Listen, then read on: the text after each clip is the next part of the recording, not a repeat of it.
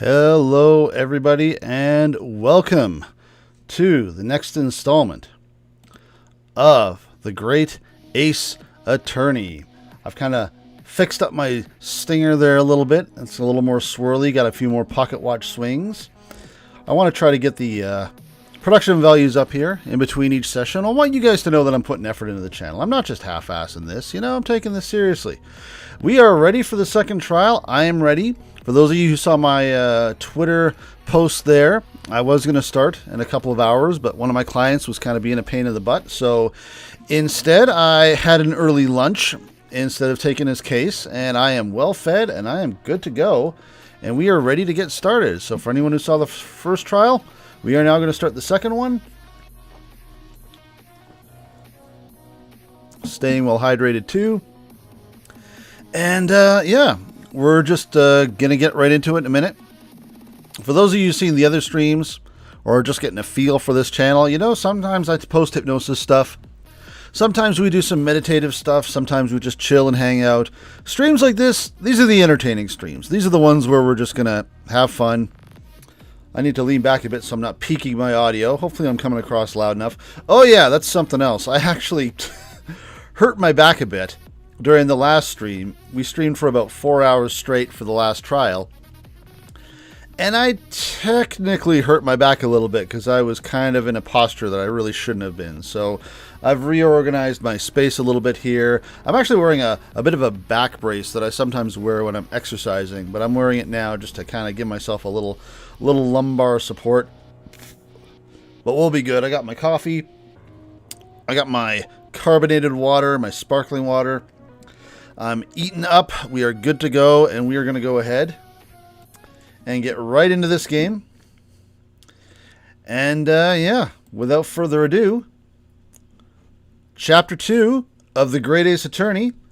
As I also mentioned on Twitter, prepare for some really bad English accents, some incredibly bad Russian accents.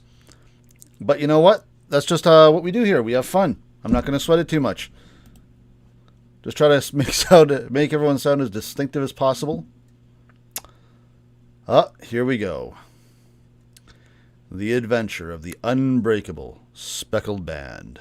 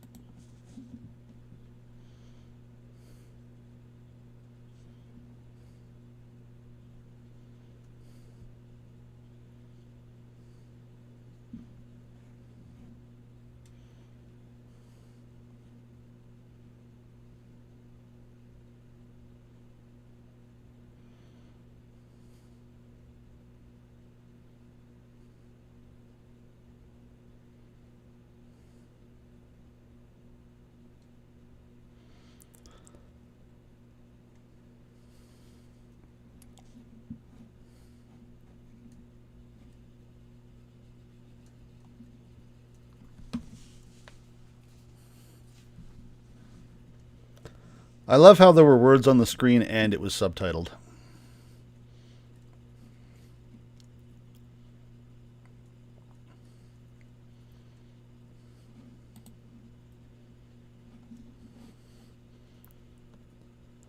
My word, Holmes.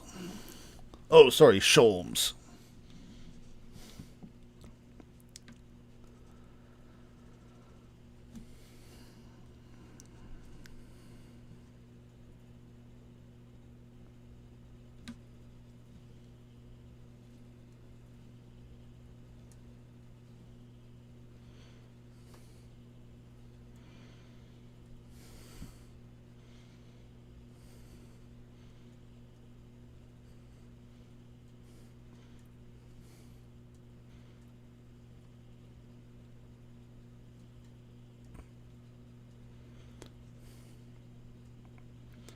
Just vibing to the music.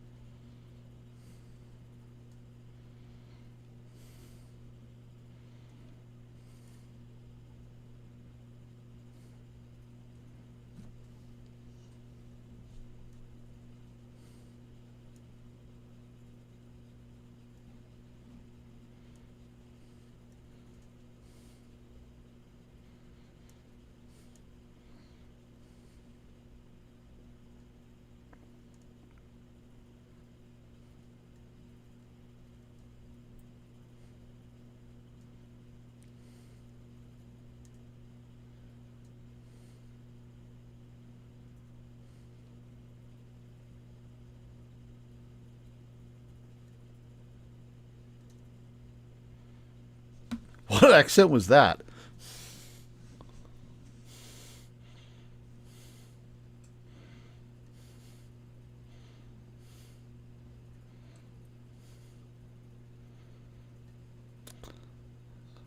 Well, I've heard of someone like you.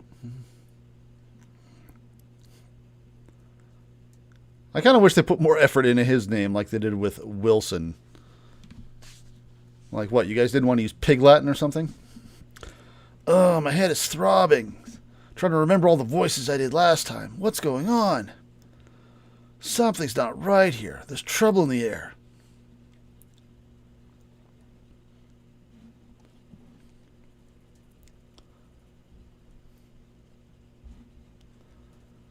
Wait, I can't move. What the? Why am I in handcuffs?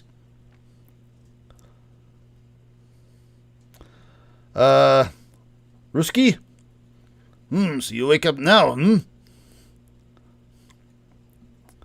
We had to drag you out of wardrobe. I do not believe how you could not wake up. You are a true cold-blooded man. You? You found me then. We found you. And now you pay. Criminal with a K. How long are you hiding in that tiny wardrobe, sorry. Hang on a second. I'm going to close a few things just to be safe. Just to try to keep this thing from being as choppy as possible.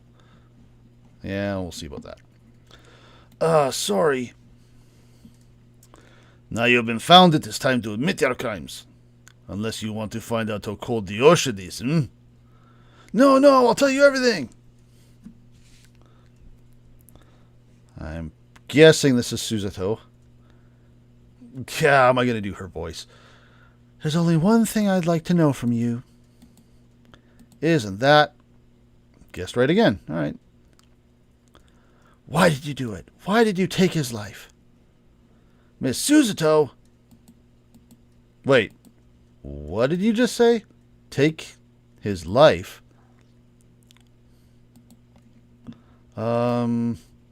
Where is he? Where's Kazuma?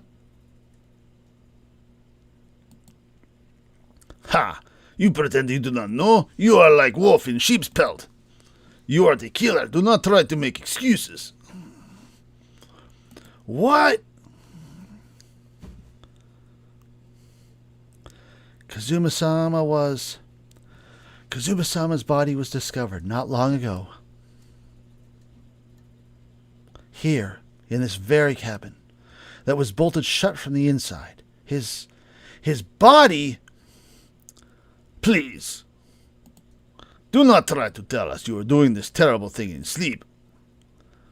Kazuma's dead? What? He really is the Maya of the game. But he can't be. And these handcuffs, surely you don't think I have to know. Why did you take Kazuma-sama's life?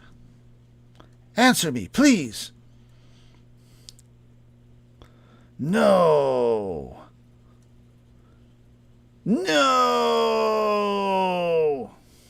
See, you can say something other than yes. Thank you. Kazuma, it was just 2 short weeks ago. Are you sure about this? Won't we get in trouble? Ha ha ha. Don't you find it fun being a stowaway? Besides, how else could you come to England with me to study? It was really something else when they brought your luggage in here earlier. The way that Russian crewman just tossed your traveling case onto the floor. I thought I was going to die. Yes, I still can't quite believe that. He is not getting a tip. I really didn't think you'd be able to fit inside my trunk. You must be even less of a man than you look. Thanks for that. Honestly, I thought I'd broken every bone in my body. Well, it's about 50 days until we dock in Great Britain. Good Lord. Can't we just wait for airplanes to get invented? But if you confine yourself to my cabin here, I don't expect anyone will discover you. I hope not. I get the feeling those Russians wouldn't be very forgiving of a stowaway. They're a sturdy bunch, that's for sure.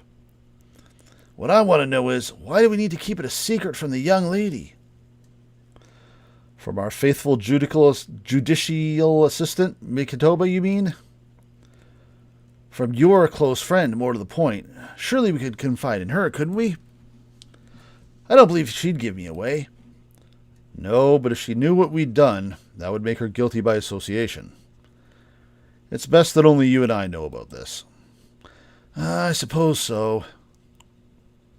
Anyway, it's about the time that the steward is supposed to come and clean the cabin.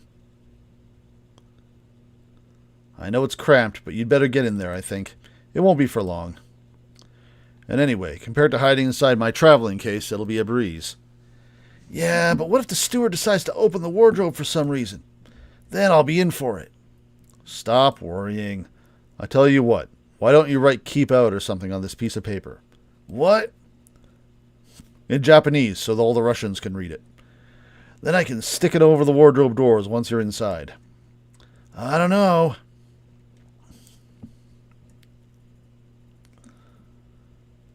We've only been at sea for about 15 days. How could this have happened?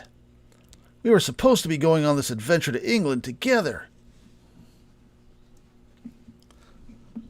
We leave you at next port. Stay quiet until then. Don't make more trouble for yourself.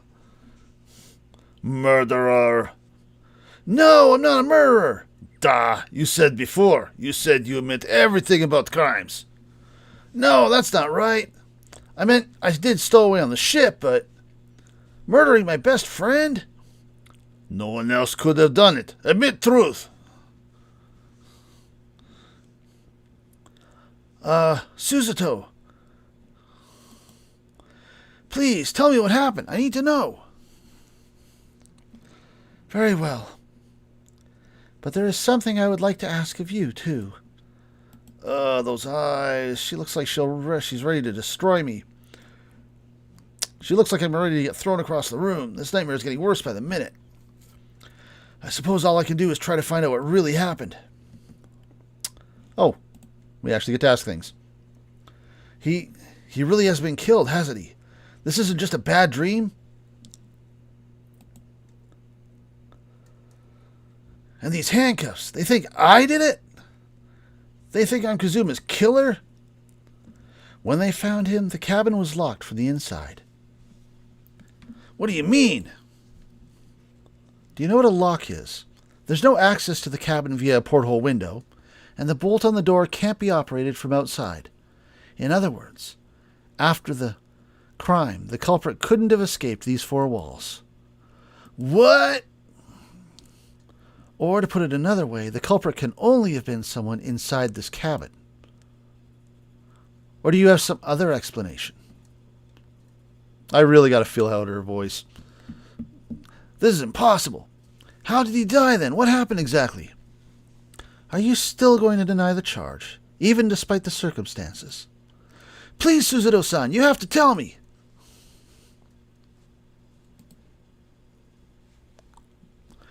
The cause of death is still undetermined. They don't know how he died. The ship's doctor is examining the body, but of course he has no post-mortem analysis experience. I don't suppose we shall learn more until an expert has been consulted at our next port of call. So presumably that means there were no obvious external signs of injury then. That's true, yes. There weren't. Interesting. Again, this is semi-blind. I don't really remember a whole lot about this case. Can't anyone tell me what actually happened here in this cabin? I don't understand it. Why would anyone want to kill Kazuma? Presumably that's something you know the answer to better than anyone. Please, whatever you say, you were here in the cabin after all. Well, yeah, I was, but... He would always wake before dawn and do his training first thing in the morning. I was waiting for him outside his cabin, as I have every day so far on this voyage. But this morning he did not come. I could sense that he wouldn't. Does that mean he was already dead when Suzuto arrived at his cabin door, I wonder? I knocked, but there was no reply. Then I started to become worried, so I went to find a member of the crew. The crewman forced the cabin door open, and when we managed to get inside, he had suddenly learned Russian. There was Kazuma-sama, collapsed on the floor. Then he vanished like I do when I bow, leaving only this chalk outline. And the white tape there now shows exactly where he was, I suppose. I have no idea anything had happened. I must have been asleep in the wardrobe somehow. I wish it wasn't the case, but that's just very hard to believe. This is all very hard to believe for me, too, trust me. Now I've told you everything that I know, so it's my turn to ask you a question. Yeah, okay. My head feels so heavy. It's still throbbing like anything. Oh, interesting. We get to pick what she asks us. Why are you even on board this ship, Naruhodo-san? You said something before about being a stowaway, didn't you? Oh, yeah, I'm afraid that's true. It's 2 weeks since we left Japan now, and I've been shut up in this cabin the entire time. I had no idea. Yeah, because we didn't tell you. But how could you have occupied Kazuma-sama's cabin for so long without him noticing? No, that would have been impossible, obviously. Yes, of course. Kazuma invited me. He wanted us to go to England together. He actually asked you? 'Tis party time, but why? I'm afraid I don't really know the reason myself. I don't understand. We're going to flash back to the diner. Kazuma, why do you want this? What's the real reason? Why go to such extreme lengths to smuggle me to England with you? Okay, maybe not.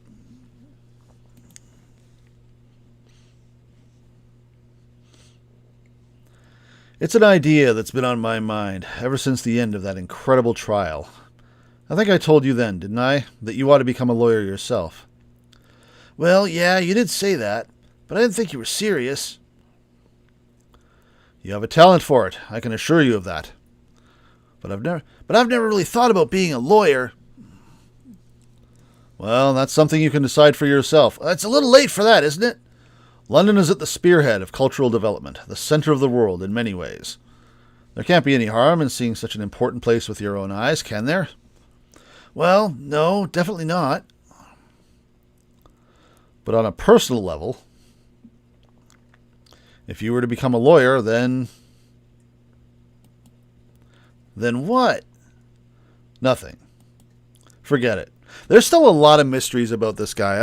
I want to make it clear that this is a semi-blind run. I'm a little familiar with the first game, but there's some stuff about Kazuma that hasn't been answered yet, about how he was trying to do something, and I'm assuming those answers are coming in the second game, but I'm very much looking forward to the resolution on that, because I'm curious what in the hell he's talking about here. But as of yet, we do not know.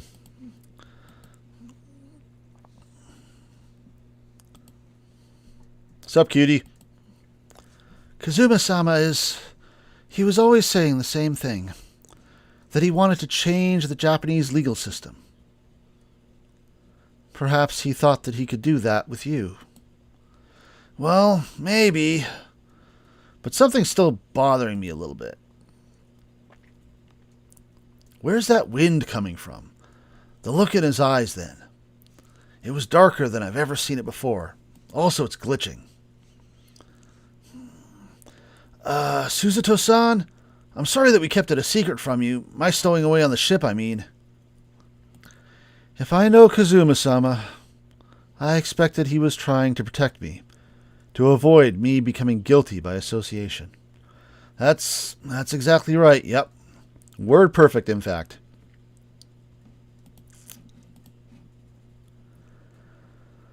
If you're not the culprit, then tell me.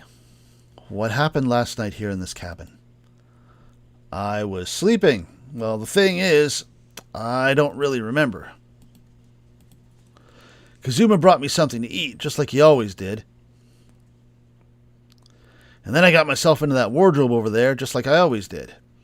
After that, I fell asleep, just like I always did. Well, yeah. So deeply that you didn't even stir when Kazuma-sama was killed?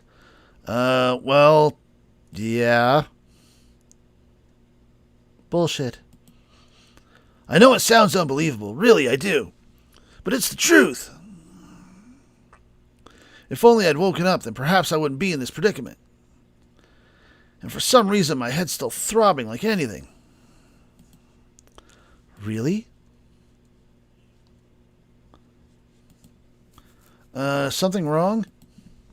Oh, no, it's... Please, forget it. Suzuto-san, you have to believe me. I didn't do it.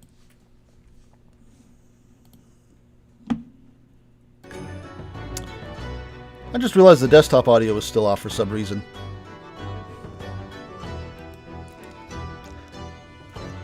Oh, sorry about that. We were running for almost 20 minutes there with no audio. I could have sworn I remember turning it on. It was actually running by accident at the beginning of the stream, and I had to mute it. I thought I unmuted it. I apologize for that. That was noob of me. Audio back on. I really don't want to doubt you. But the trouble is... Oh, wrong voice. But the trouble is, there is no one else who could possibly have done this.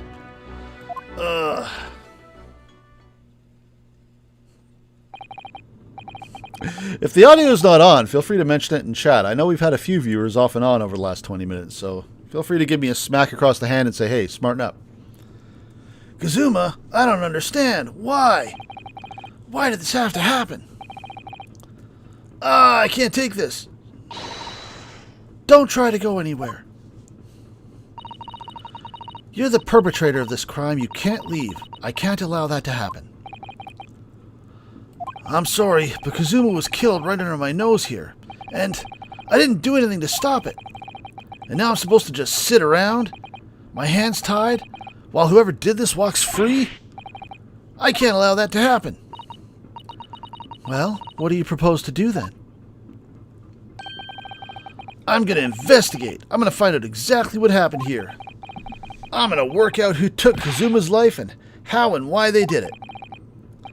So I'm sorry, but you're going to have to excuse me. Hiya!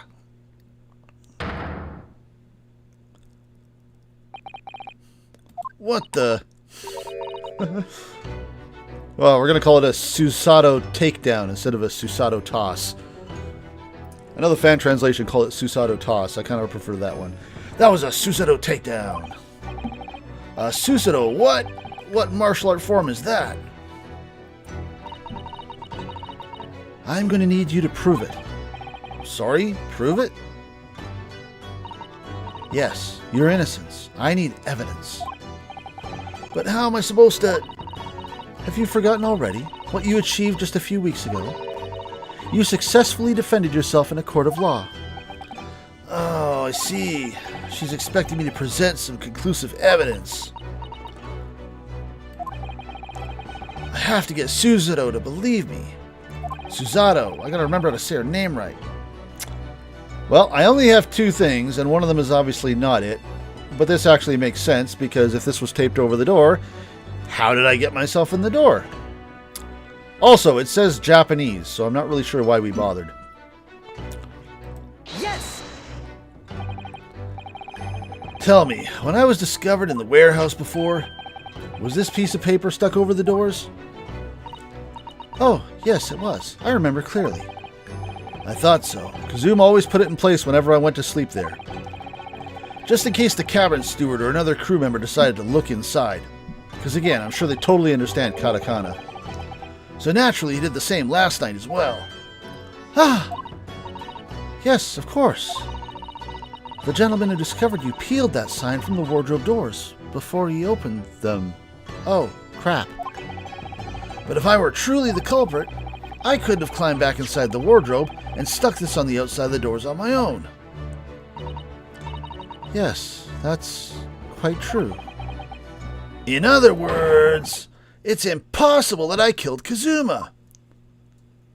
But I'm still going to have to wear these handcuffs for the entire case, aren't I? Well, even if you are sprawled hopelessly on the floor, I can see why Kazuma-sama thought so highly of you. I like how I'm making this argument and presenting this evidence and I'm still upside down, probably with my ass pointed toward the roof. Thank you, Susato. Now, do you think maybe you could help me up? You put me here, you get me up. Well, in the light of that evidence, I don't see any reason why I should stop you from investigating in here at least. Thank you. So you finally believe me? Hold your horses. I'm sorry, no. What? I'm not sure yet. I can't rule out the possibility that you used some sort of conjuring trick to put the sign back in position. What does she think I am, a magician? For now, I suggest you investigate as thoroughly as possible in here. I'll do the same. All right, let's get to work, Susato-san. Please don't misunderstand me. I still have my doubts. Oh. I shall be watching you to make sure you do nothing that might disturb the crime scene. I wouldn't want you using your conjuring tricks to destroy evidence, for example. Right. Well, anyway, I should make a start on investigating it here. Examine everything I can. Kazuma, I swear, I will avenge your death. Alright, do we have anything new to converse about? No, we don't. Can't move, no point of presenting. Let's make with, hey dude, how do I move the... It's literally just that, alright. It's not even the whole scene. Let's see. I mean, I gotta examine basically everything, right? I think that's some kind of opening for a ventilator. A hole through which fresh air can circulate into the cabin. Isn't that a little odd? What do you mean? Well, this ventilator, if that's what it is, looks like it must connect to the next door cabin. Yes, it would appear to, you're right. But if its purpose is to allow fresh air into the room, surely it should be connected to the outside. That's true. Perhaps it's so that rain and spray don't find their way in when the seas are rough, or something like that. I suppose. Maybe that's it.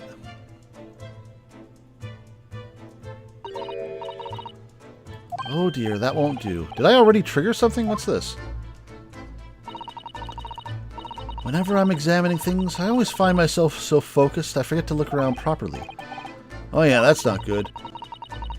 I don't suppose you're as foolish as me in that regard, are you, Naruhodo-san? Are you chewing me out because I looked at the vent instead of, like, the chalk outline or something? I'm just going to look at everything. Come on. I'm going to gamer it. I'm going to gamer it up. Oh, you're just telling me I can scroll. Fine. I'm sure you're careful to look all around using BM, aren't you? Yes, I love using my bad manners to look around. Now let's investigate all corners of this cabin. Yeah, thanks for teaching me how to turn my head. I suppose my field of vision has been rather small until now. Next day's attorney will be virtual reality. Can I look at this? Oh. That is, yes, it's a bell cord contraption, I think. What do you mean, contraption? I read all about it in a book I was studying that talked about life in Great Britain. Large households often have bell cords like this, in which you can pull a ring, or pull to ring a bell to summon servants. Really? That sounds almost magical. I have a rope I use to summon thralls. It's not in this room, though. Oh, they're just curious now. Shall we give it a little try? Yes! In the interests of cultural research, obviously.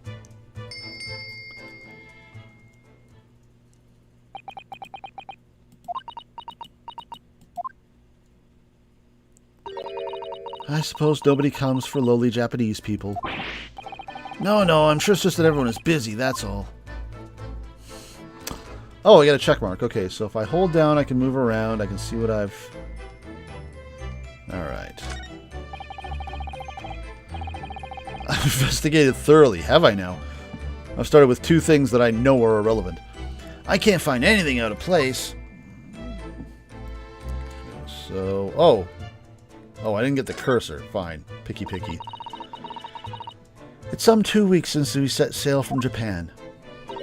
Have you really been living in that wardrobe the entire time, Naruhodo-san? I think living isn't quite the right description. Man, you thought Psy'Min's back was bad after the last stream. Don't even talk to me. Oh, no. I suppose not. Although it must have been rather exciting, making this voyage in your own secret hideout. If you think so, you want to trade rooms? The trouble was, I never knew when a member of the crew might come in. So yeah, I did basically have to live in the wardrobe. And last night was no exception.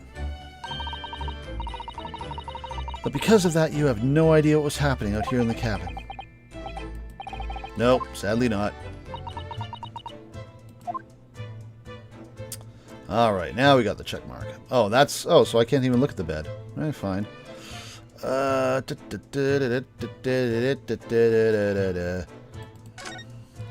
Let's just go left to right. This is where dear Kazama-sama would have sat whenever he was writing. London Diary. Poor Kazuma. He didn't even make it to his destination. It looks as though the last entry is incomplete. Which means... What? He was in the middle of writing it when the incident happened? He got interrupted? Let's see what it says. It could be a valuable clue. Why did I deserve that? That's out of the question. What? Kazuma-sama may have departed this world, but you must not read his private thoughts. But what if it's something important, something relevant to the case? Alright, I won't read it. Which means it's important to the case. I'm guessing. Poor Kazuma-sama. I don't like prying into people's personal matters either, but in this case, isn't the need for clues more important? Hey, Susato, look over there! That's a very large traveling case, isn't it? Yep, it carries a lot of memories for me. Memories? What do you mean? Well, that's actually how I stowed away on the vessel. I was brought on board inside that case. Are you nuts? Ah yes, I see it says "this way up" in Japanese, so all the Russians can read it. Which, in hindsight, I should have realized the foreign crewmen wouldn't be able to read. I was turned over and over and over, then I was tossed on the floor in here. Oh dear. Being a stowaway isn't as romantic as it sounds. Well, it was less painful than a Susato takedown. Really? I can't examine that? Alright. Is there anything I'm missing over here? I don't think so. Alright, let's move on to actual important things. Did Kazuma write that before he died? It looks like it's written in ink. He must have knocked the ink pot from the desk when he collapsed on the floor.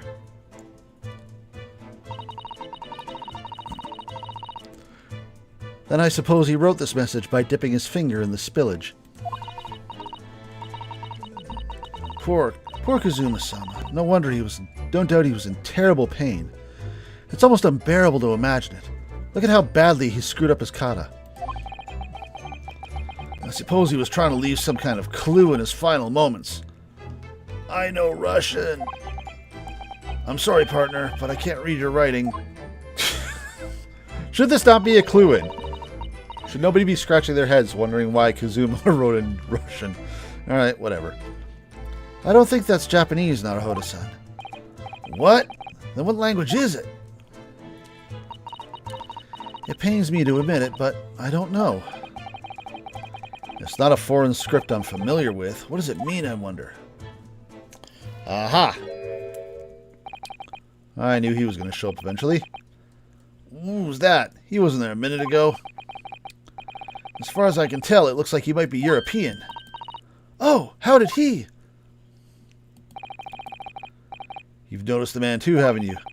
I have no idea who he is or how he got in here, but he looks suspicious and tall. Suspiciously tall.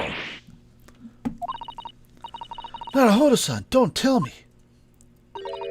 Do you really not know who that is? Well, no. I don't have any foreign friends or acquaintances at all. He doesn't look like a member of the crew. There's something very unusual about him. And is he investigating Kazuma's desk, or is he just playing on it? I can't tell. Well, in that case, we simply must talk with him. Am I just imagining it, or does Susato look almost uncontrollably excited? By the way, I expect that you've noticed already, but just in case, if you press space on people when they're in the crosshairs, you can converse with them. I love it when they break the fourth wall like this. Let me teach you how to use a keyboard and mouse. Alright then, I'll get that suspiciously tall gentleman in my sights and see what he has to say for myself. Oh, please do. Alright, I guess we'll just avoid the rest of the room for now. Oh, how does that count? This counts as part of the ink? Alright. That's new as well. Why can I not look? Oh, I can. Alright, Sholmes. Get off my friend's diary. Excuse me. Excuse me, do you have a moment? Shh. Oh, what do I gotta come up with something for him now. This is a crit. That's not even remotely British. Bloody hell. Too many accents in this game. I'm gonna have to work on this. I can't even bring to mind what British sounds like with all the voices I've been doing. Let's see. I'm just gonna play him straight for now. This is a critical point in my investigation. I'll give him a loud voice. He's boisterous.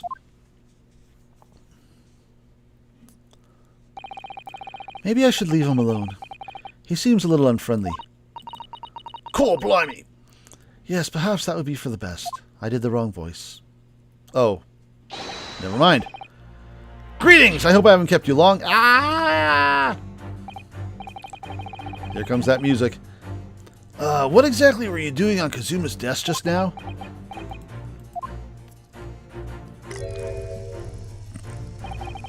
Ah, I see. Fascinating.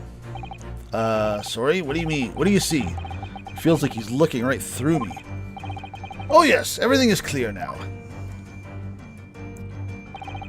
The train of reasoning has run its course. My deductions have crystallized. You have been in Afghanistan, I presume. Just recently returned, if I'm not mistaken. Good time to get out. Sorry?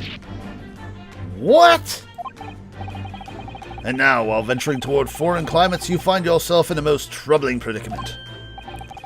Oh, well, that's true at least. But how? How are you so wrong? How the deuce did I know that, perhaps? It was really most elementary deduction, hardly worth explaining. Have you perhaps managed to deduce anything else? But of course, a great many things. There is no mystery, my dear madame. For example, you have fled your native land of Russia, being as you are a merciless revolutionary. You leave 16 victims of assassination in your wake, and now travel to England to blow up the Crystal Tower. Is that an anime reference? And when the beribboned occupant of this very cabin discovered your identity, you ended his life too. Yes, I believe that summarizes the facts beautifully. No need to hide the truth now. Nothing deceives these eyes.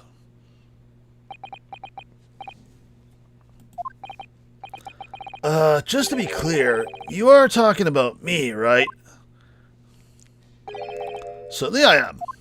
Do you see another in this cabin who fits the bill? A Russian assassin with 16 victims to his name? I don't see one person who fits that bill. So it's true! Susato's learning a lot today. It was you who did this to Kazuma-sama. What? And you're plotting a revolution, too. It's shameful behavior, Naruhodo-san. Absolutely wicked. I love how hard she buys into this. Yep, there I go. Baby gets in the corner. Now explain yourself. Tell me everything. This is ridiculous.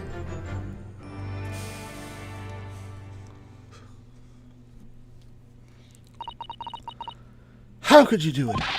For pity's sake, open your eyes. I'm not a Russian revolutionary. Have you heard my Russian accent? Oh, forgive me. And as for you, what kind of deduction is that? You were just saying the first thing that came into your head. Ah, but was I not right? While venturing toward foreign climates, you do find yourselves in a most troubling predicament, do you not? Well, yeah, maybe. Ha! There you have it, you see? What do you make of it? Well, to be honest, The ship is en route to England, and I'm in handcuffs at the scene of a murder. So, I'm not really sure you could call it deduction. It's more plain observation. No gold stars for you. Indeed, an observation, my dear boy, is the basis of all deduction. My method is founded upon the observation of trifles, you see. I announce my findings with a brassy certitude, and more often than not, I'm right. I don't think you introduced yourself. Ah, my apologies. How remiss of me.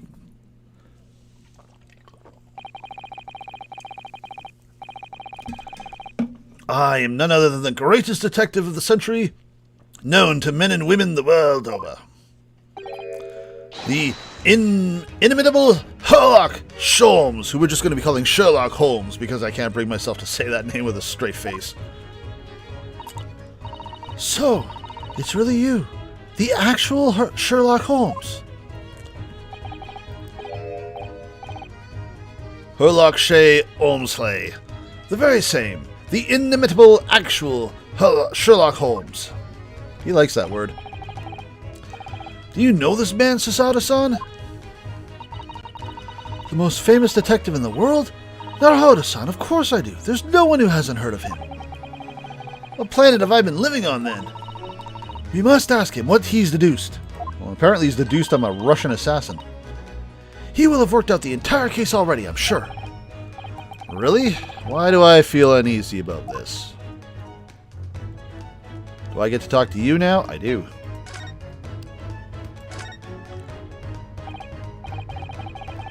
So, you're a great detective, are you? Sorry, what was your name again? I keep hearing it wrong, like some of the letters have been switched. Indeed, I am none other than the one, the only, Sherlock Holmes. Oh, I see. You're German? Herlock, was it? No, I have no hair. I mean, I have hair. Please, call me Holmes. You can read all about my exploits in this exciting London publication. Oh, yes, Rance magazine, full of wonderful short stories and interesting articles from Great Britain. I never miss an issue. I have it sent from England especially. Oh, yeah, here it is. The Adventure of Sherlock Holmes. So, you're the protagonist in a series of short stories, then? Indeed I am. And you've read so many of your own stories, you've started to think you really are a detective. Make no mistake, I'm not the poor deluded fellow you take me for. Your inference is backwards, like my name. Backwards? My trusty biographer records my greatest detecting achievements and chronicles them in the magazine. You have a biographer, do you? Doesn't everyone? Mine goes by the name of Dr. Wilson, presumably keeping shop in London. Presently keeping shop in London. Dr. Wilson? Where have we heard that name before? I must say, thanks to that publication, I've been fantastically busy of late. Why, this very moment, I'm returning from Asia, having solved the mystery of a cursed royal crown. Really? I can't work out whether or not I should take this guy seriously or not. Deduction, you see, is to me a science, logical reasoning in its purest form. A science? Really? The astute observer notices even the most subtle of reactions in his subject. A furtive glance, a twitch of a muscle, a slight inclination of the posture, fingernails, arm sleeves, furrows in the skin. All these things are data. Right. You know, the mentalist training in me does kind of sympathize with that. That's not wrong. And the trained logician makes deductions from this data in the blink of an eye. The ultimate conclusion is, without fail, the truth. As I demonstrated only a few short moments ago, when I was wrong about everything. How can he look me in the eye and claim that?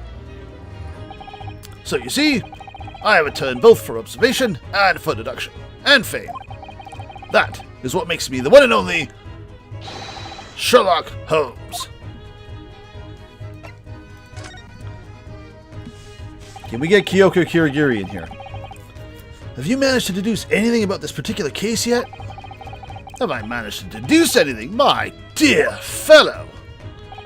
Who do you suppose discovered the culprit in his most cunning hiding place? That's right. It was none other than the great detective before you now, Mr. Sherlock Holmes. Oh, I see. In other words, I'm in these now because of him. When I became anxious about Kazuma-sama this morning, I summoned all of the crew to force the cabin door open. And I concealed myself among their number, gaining entry to the scene of the crime. Inconspicuously dressed as I am. Yes, lucky for me, luckily for everyone, the great detective Sherlock Holmes was on board. And the handcuffs seem to be an excellent fit, Mr. Naruhodo.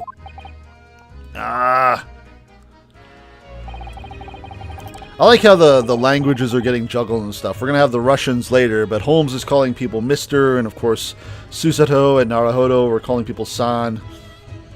I like the translation so far. I don't remember a thing about the fan translation, or enough to compare the two, but I'm enjoying this so far. The very moment I laid eyes on the scene, two facts were immediately apparent to me. Oh, really? Two facts, you say? Oh. All right. Mr. Sholmes, tell us, please, what two facts were apparent to you when you came into this cabin this morning? Ah, yes, but first, let us be precise. The two facts in question were immediately apparent to me. Yeah. Well, I understand, but what were they? Allow me to elucidate. The two facts that I deduced from a mere momentary glance at the scene of the crime were as follows. Number one, the cabin was locked from within, rendering escape of the culprit out of the question. Number two, the victim was Russian and killed following a dispute with an acquaintance. Hold on, Mr. Sholmes, what makes you think the victim was Russian? Observe the dying message left by the victim on the floor.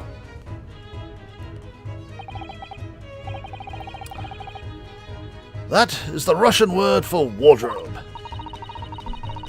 Do you really think Kazuma-sama could have left a dying message in Russian? In their final moments, many find their native tongue filling their head. For this young man, Russian. Kazuma was Russian, was he? He said sarcastically. Initially, I considered Garderobe may be the name of the killer. A certain Robert Gard, perhaps. But in the interest of thoroughness, I decided it would be wrong not to look inside the wardrobe there at least. Where you found Mr. Why is Susato calling me Mr. Naruhodo, especially after the comment I just made?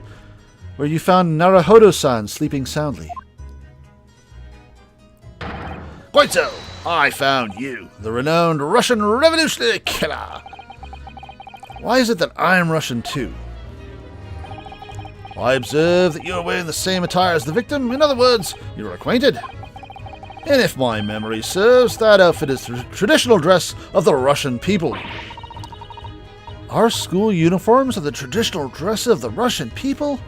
I had no idea. And I had no idea a detective could get something so wrong. I took a photo of the victim and the message that I might analyze it for possible hidden details.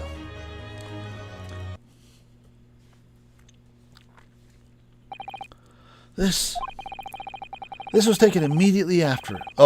This was taken immediately after the young man was discovered, before the body was removed.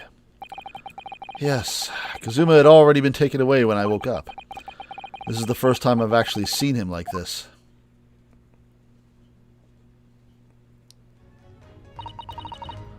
Are you alright, Naruhodo-san? I don't know why she's calling me Mr. all of a sudden. Yes. Thank you. Evidence for me in my pocket. Can I ask you something, Mr. Sholmes? What, pray? You mentioned Russian before as well, didn't you? You know, when you said I was a fearsome revolutionary fleeing from Russia and all that. Ah, yes, the train of reasoning that led me to the truth. Would you mind explaining that train of reasoning to me, do you think?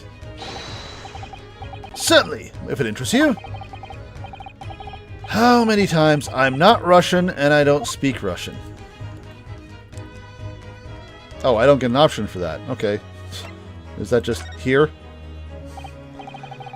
Can we talk about your deduction before? The thing you concluded about me, I mean. The now famously accurate, troubling predicament you find yourself in. Actually, it was the other details that I was more hoping to discuss. You know, the merciless Russian revolutionary and assassin of 16 part. I don't sound nearly that cool. Ah, yes, the more sordid details. It was a fairly commonplace deduction. Here we have this morning's paper. The main headline reads, Revolutionary Vilin Bolshevik flees Russia via Shanghai. This vessel made a port call at Shanghai yesterday, and last night, the young Russian was murdered. Since when was Kazuma a Russian?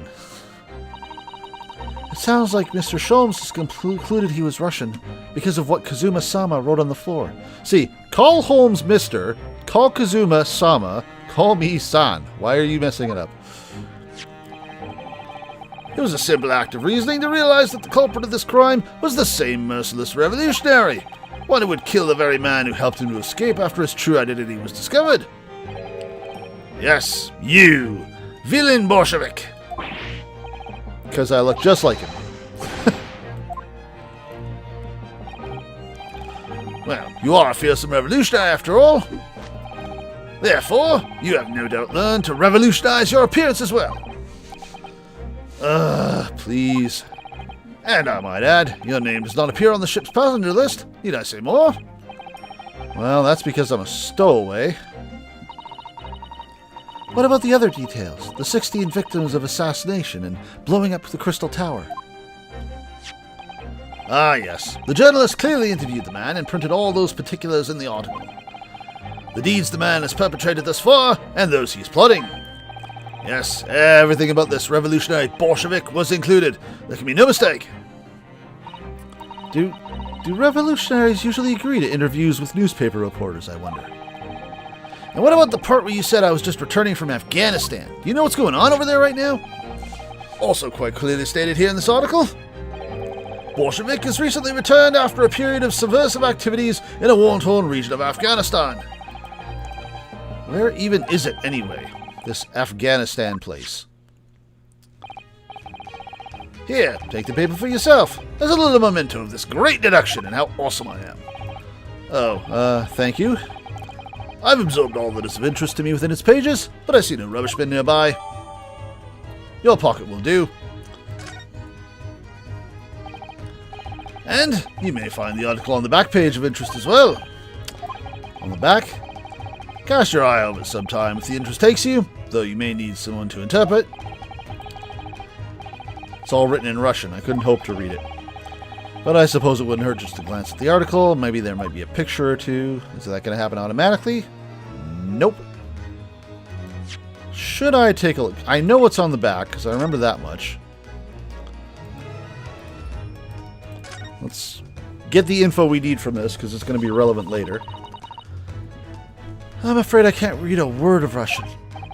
Nope, me neither. I have no idea what any of this says. The pair of you floundering is a sorry sight. Allow me to offer some assistance, even though I was just assuming you knew Russian earlier. The article on the front page of this newspaper is concerned with a fearsome Russian revolutionary. It reads, Revolutionary Vilin Bolshevik flees Russia via Shanghai. Yes, you told us that before. It reveals also that those who see the man's beard with their own eyes never live to tell the tale. Oh my goodness, he is fearsome. Well, presumably the newspaper photographer was alright, wasn't he? The solution is obvious, of course. If he despises his beard to that degree, he need only shave it off. I'm not quite sure that's the problem, Mr. Sholmes. Flipping it. Hey there, pretty lady. This is interesting. Have you found something relevant, Naruhodo-san? Nope. I mean, it looks like it might be interesting. I can't read a single word, I'm afraid.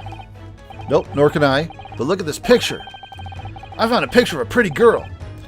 Perhaps it's about a beautiful Russian princess, do you think? She is very pretty, isn't she? I suppose you enjoy articles like this, don't you? I mean, I don't know. I can't make any sense of this. Sholm's gonna come in? Yep. Ah, I'm glad you noticed this article. Ah! Allow me to give you a short summary of its contents. I like how Susato just got freaked out. Oh, thank you. He pops up everywhere, this Holmes. It's about the disappearance of a young lady last night. Renowned prima ballerina of the Novovich Ballet disappears from Shanghai. During a performance in Shanghai, the famous dancer was reported missing. She is, of course, the talented young Nikolina Pavlova. Why are Russian names so hard to remember? It would appear that woman was in costume when she was found to be missing from her dressing room, wearing the diamond tiara you see pictured, which is worth some 20,000 rubles. Oh, how much is 20,000 rubles? I have no idea, but I'm quite sure it must be an unbelievable sum of money. Susato-so's eyes are shining like diamonds themselves. The tiara is the property of the Novovich Ballet. It would seem that the director is beside herself with worry. Yes, I'm not surprised. The company is most anxious to recover both Miss Pavlova and the valuable tiara. They've requested international assistance at all ports with sailings to Great Britain. Could this be another case of a Russian fleeing his or her country? It does seem to be the Russian thing to do. I'm not even going to dignify that with a response, Miss Naruhodo-san. Oh, the entire... That's not even an update. It's a whole thing? Oh, that's actually an entirely new piece of evidence. Interesting. Alright, that's all I wanted to get out of that. Before we started talking, you were examining Kazuma's desk, weren't you? Kazuma? Ah, yes, the victim. Did you notice anything useful? Anything at all? I was memorizing his diary. Observe for a moment the desktop of the victim. We see that the victim was engaged in penning some text. London diary. Kazuma was keeping notes of the trip. Ah, but... I don't think you should read his private writings. It could upset people. I'm assuming he doesn't understand a word of Japanese. Tragic! And something you ought to perhaps elucidate before the act of reading. You mean you read it already? It is my business to know what other people do not. Yes, believe it or not, I know a smattering of Japanese. Oh, never mind then. Oh, I see. Well, you're about to know what a Susato takedown is. No, I'm famous. She wouldn't throw me. Susato-san, aren't you going to throw a detective with one of your trademark takedowns? I'm sorry, Naruhodo-san. What on earth do you mean? There she calls me son. Okay, I take back my compliments for the localization team. They weren't paying attention. Life is so unfair. I'm famous. I don't get treated like that. Anyway, to return to the matter at hand, namely this diary belonging to the victim, it would appear the final sentence is incomplete, as if the author was cut short. Tell me, what is the nature of the writing? Pray be precise as to details. Oh, but I thought you knew Japanese. A smattering, dear boy, a smattering. Sayonara, bonsai, mikado, nado nado. I trust you're suitably impressed. I learned it all from watching VTubers. But this diary is littered with complicated-looking characters, of which I can precisely read none. I know, like, half the hiragana. This is all kanji and shit. So what was all that showing off about before then? If you would be so kind as to show me, I would be happy to read it to you, Mr. Holmes. Oh, now you want to read it. I'm much obliged, my dear madam. The final entry here in Kazuma-sama's diary consists of just 2 short sentences. The first reads, 1:23 a.m. I can hear a faint whistling sound. A whistling sound. These are very deep waters. Pray, go on. The second sentence reads, 1:35 a.m. What looks like some sort of speckled band is dangling from the ventilator grill. A speckled band? What on earth does that mean? I have no idea. I've never heard that expression before. Also, none of those sentences were cut short. The ventilator grill, you say? The man was presumably referring to literally the first thing we investigated. To the lattice there on the wall, which connects to the adjoining cabin. Yeah, the adjoining cabin. He saw a speckled band. Like the name of the chapter. He said the thing. So, I believe I've given you enough to consider for the time being at least. Ah, do you have somewhere to go? As it happens, the victim's writings in his diary have piqued my curiosity. The matter warrants further investigation, I believe. And if I'm still too long, the seasickness takes hold. Oh, I suppose. You're thinking of investigating the cabin next door, which the ventilator connects to. Great detectives are a curious breed. All minds rebel at stagnation, we crave mental exaltation. So yes, I intend to investigate, hence the truth will become clear soon enough. Do you think perhaps that we could go with you? No, that would be somewhat complicated. What? But why? A simple glance at your wrist should reveal the answer to that. Oh, these. After all, you're the prime suspect in this matter. No? There's no point trying to turn it into a question. You're the one who decided I was the culprit in the first place. Whatever do you mean?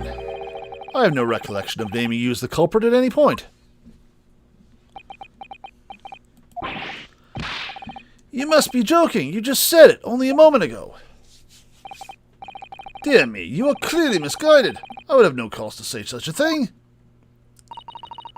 Well, actually, Mr. Holmes, I did hear you say that too. You're quite sure? Well, that's very strange. I wouldn't have said you had the face of a criminal, you know. Not really. So, what, were you looking at my knees before? Some great detective you are. But anyway, that was then and this is now. What do you mean? What I mean, sir, is this. If you are the culprit, then you must play the part more convincingly. Roll over and accept your fate. Now he's just being plain rude.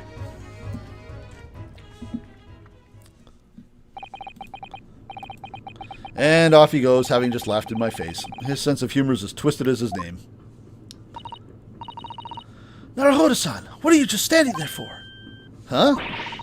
We must go and investigate the cabin next door as well. Aren't you forgetting something? What about these? There's no way I can... Hi-ya! I shall simply throw you over and over until we get there. After Kazuma-sama spends his dying moments struggling to leave us a clue, you're willing to give up? You're just going to roll over and accept your fate? As if you gave me any choice in the rolling over part. I think we still have some investigation to finish off in here first, don't we? Let's carry on examining what we can in this cabin while we wait for a chance to slip next door. Good idea. The situation doesn't look good for me, but there are still things I can do to help myself. And I owe it to Kazuma to do everything I can to find a way out of this and bring the real culprit to justice. Yeah, there were a few things we have not finished looking at in here.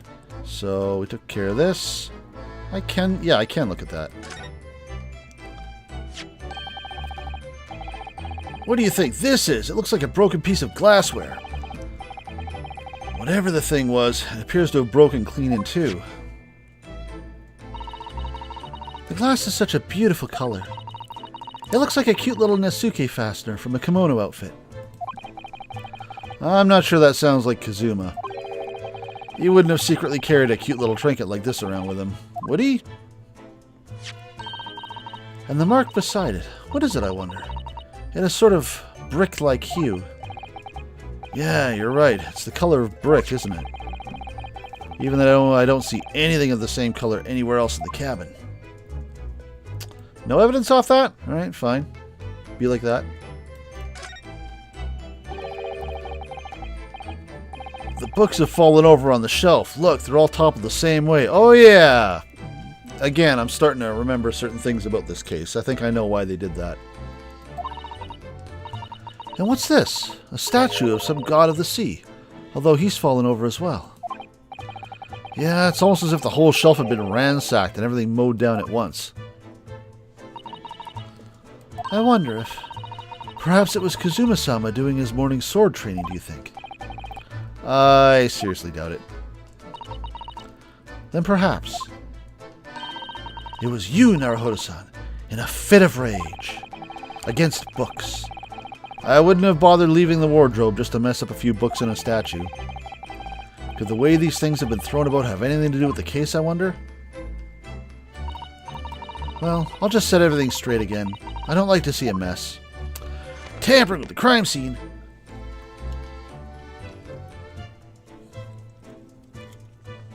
Oh. Almost clicked on it again while I was drinking my water. Alright, I think you're next.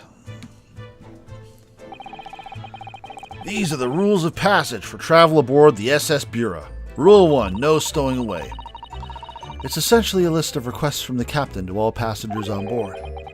Passengers must not keep weapons or other dangerous objects in their cabin.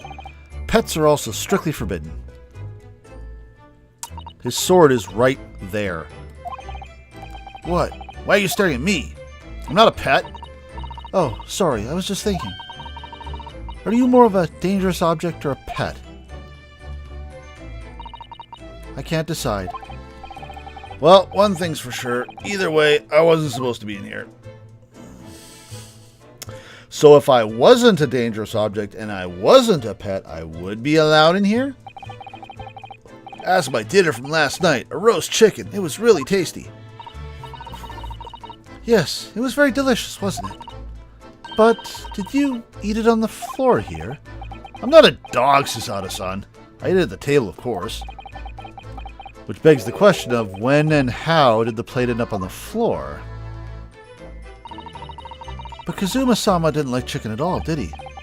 No, that's right, so he didn't touch it. Which meant all the more for me! Oh no, does that mean poor Kazuma-sama spent his last night on Earth with an empty belly? It's just too horrible. Now I suddenly have a guilty conscience and an achy stomach. Thanks, Susato-san. That's done then. Oh, wait, no. I misclicked. This is what I want. There's nothing on this table at all. The plate and cutlery are all over the floor for some reason. Yeah, it's strange. Last night when I went to sleep, I'm sure everything was still... No, wait a minute. What is it?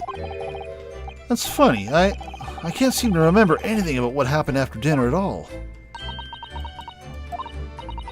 So then perhaps you are responsible for what happened to Kazuma-sama. No. This is just hanging here? Kazuma just brought this? Oh, I guess he did. Seigi, the Japanese word for justice. The brushstrokes are straight and true, just like Kazuma. Yes, his calligraphy always was a reflection of his heart. Yet can you really look at those characters without feeling shame, knowing who drew them so thoughtfully? Of course I can! I mean, I'm innocent, so why shouldn't I be able to? Not believing it. Even though you stow weight on this ship? Now you're going to bring that up, are you? I can't win. I mean, she's right. You didn't murder Guy fellow over there, but you're kind of not doing things you shouldn't be doing. That's Kazuma-sama's precious sword. He never went anywhere without it. Yeah, he was always saying that a Japanese man's katana is a soul. I believe he had to work very hard to convince the government to allow him to bring it on this trip. No kidding, it's right there in the rules. None of that. I suppose that shows just how important it was to him. And now he's gone. But I'm not ready to let his spirit go just yet.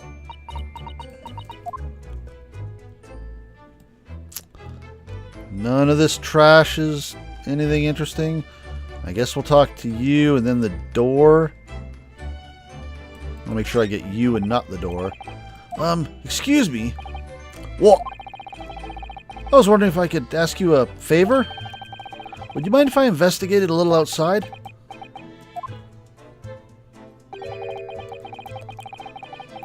Now I forgot how to do any sort of Russian accent, bad or otherwise. Let's see.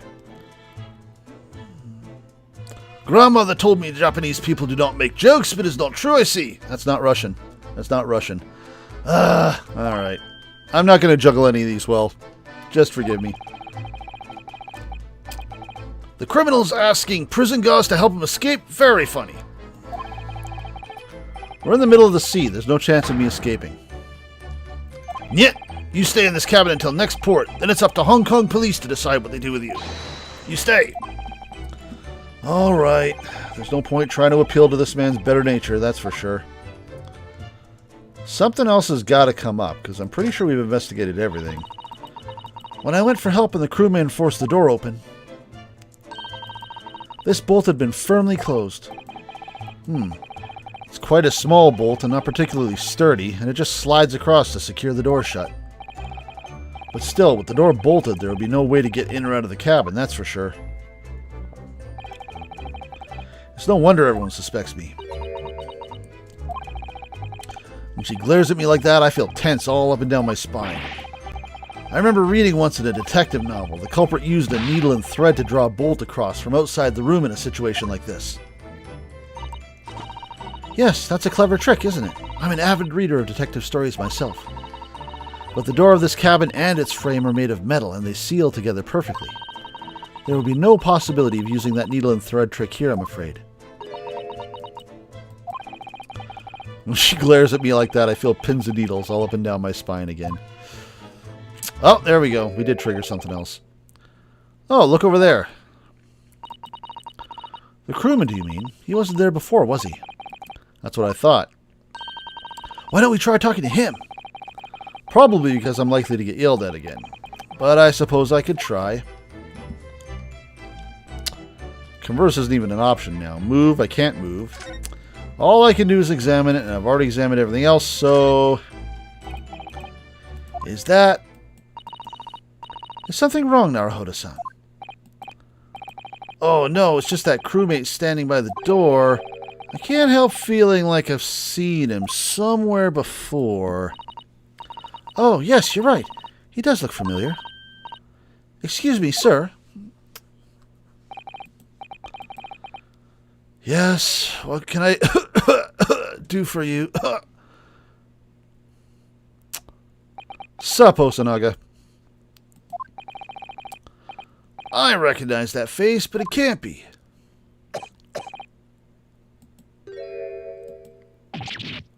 It is? I didn't know you were here, Inspector Hosanaga.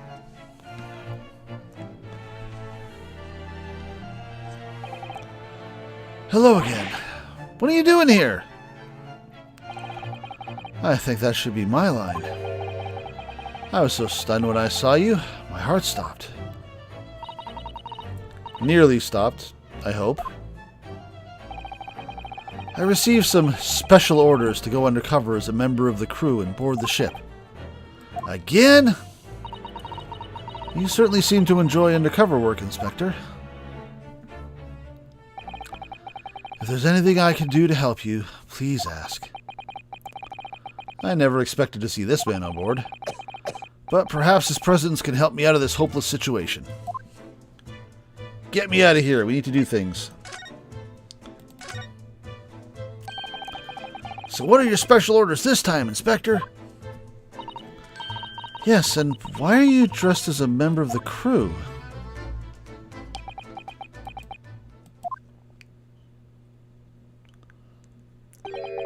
I'm so sorry. This is all my fault. I take full responsibility. For what? My orders were to act as Asogi-san's bodyguard. Aha! Okay, so that's why he was on board. I was kind of wondering, it's like, what could you possibly be investigating this time? It was Minister of Justice Jigoku who pushed for this overseas study tour to go ahead. And he entrusted me with ensuring that Asogi-san reached Great Britain without being changed my YouTube settings so that if the connection dropped, it wouldn't split the stream or stop completely and make me start a new one. Hang on a second. Pausing.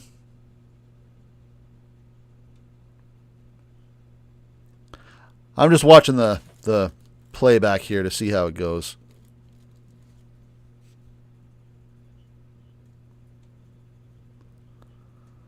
I'm not seeing an interruption. Okay. All right. If you watched the last stream, which hopefully you would watch the first trial before the second, the internet actually went down during the first stream, and I had to split things up. So I changed the settings so if that happened again, which it never does, literally the internet has never gone down in the middle of the day in the years that I've been living here, but of course it goes down when I'm streaming. But if there is some sort of interruption now, it should just pick up where it dropped off. Anyway, moving on. But these are complicated times. There are tensions between the world's greatest powers.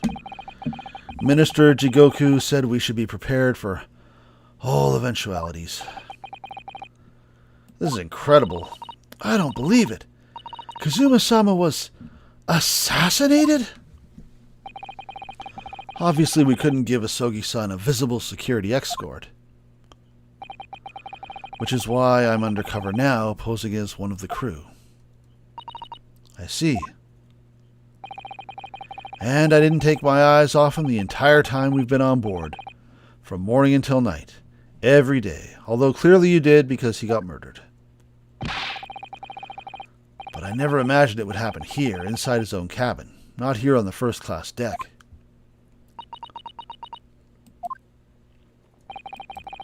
I failed miserably at my assignment. And Asogi-san is dead as a result. I'm a disgrace. All I can do is humbly apologize.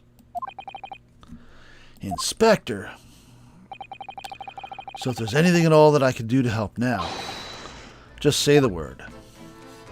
As it turns out, funny you should mention that, we're doing what we can to investigate Kazuma's death ourselves. I thought you might be. You didn't do it, did you? You're not the killer? Of course not. We'd really like to investigate the cabin next door. When she's leaning forward, her head looks like comically oversized. Anyway.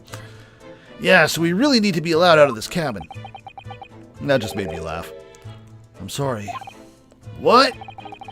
You've been deemed a risk to the ship's safety. If you move to even touch the handle of the cabin door, the stormy-looking seaman over there would surely snap your neck in two. I suppose I'm not just a stowaway now. They think I'm a murderer as well. Would it be possible to give me something to work with, do you think? I'm going to need something persuasive. Uh-oh, time for evidence. What do you mean? If I had a solid reason why the next-door cabin should be investigated, for example, I'd do everything I could to persuade the captain to allow it. Really, I'd lay my life on the line if I had to. But I don't see how. There may be a way. What? Really? Think of how you tried to persuade me of your innocence, Naruhodo-san. By presenting me with a piece of evidence that you already had in your possession. Evidence? It's just the same as when you were in court. You must have done it many times during your trial. Can't I just learn conversational hypnosis and make everyone do what I want them to? Simply present the present panel, select the present panel, and choose some evidence that Inspector Hosonaga can use. So evidence that would give us a viable reason to investigate the next-door cabin. Alright, yep, I think I know what we might be able to use. Have you seen my badge? Alright, no, we won't do that. Wait a minute. Court record? Is this a court record? History? Do I have a present option? I'm guessing it would have to be the diary, because this is the only thing that has anything to do.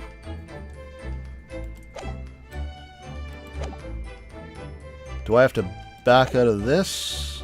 Ah, here we go.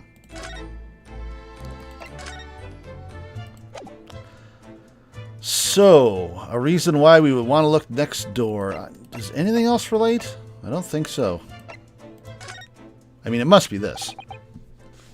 What's that? It's Kazuma's diary. Just before he died, Kazuma-sama wrote something rather strange in his diary. Strange? In what way? Alright, I'm guessing I guessed right.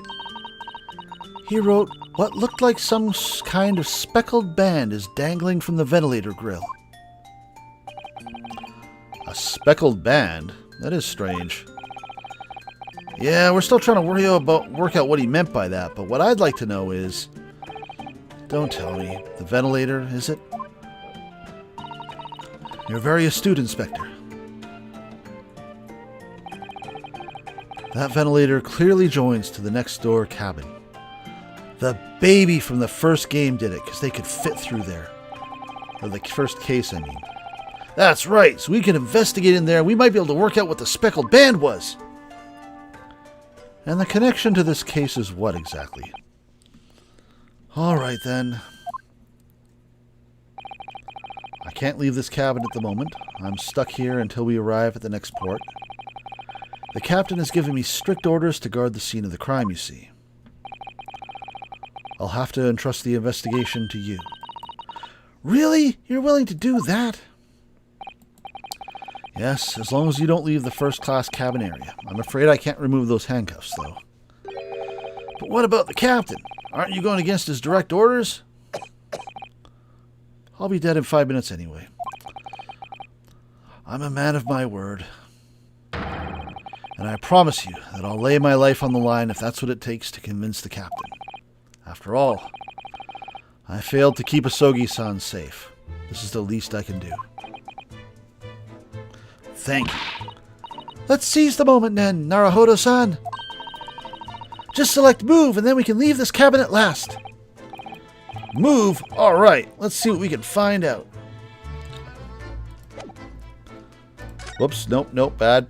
Other thing. Now this is how we're going to do this, eh? Alright, first class passageway.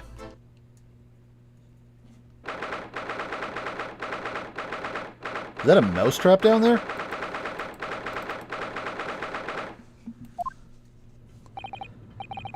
Whew, I'm finally out of that cabin. I have to admit, this isn't quite what I was expecting. It's less spacious out here than I thought it would be. And this is the most luxurious accommodation. Yes, indeed. Kazuma-sama was being sent on this study tour by the government. That's why he was being put up in a first-class cabin. Even still, this is about twice as large as my accommodation in steerage. I thought you were just across the hall. Really? That must be awful. Sup, dude? Look over there. There's another crewman keeping watch, and he looks enormous, even if he's sitting down. The door next to him must lead to the second-class accommodation. I suppose he's making sure that no one comes in here who shouldn't. I suppose. Like people in handcuffs. Naruhodo-san, you look like a little boy visiting a toy shop for the first time. Where did that come from? I would have thought you'd be used to the ship by now. We've been at sea for 2 weeks already. Well, yeah, I know, but the thing is, I was inside Kazuma's trunk when I first came aboard. And ever since then, I've been shut up inside that little wardrobe. It must have been a very trying time for you. Please, don't give me that pitying look.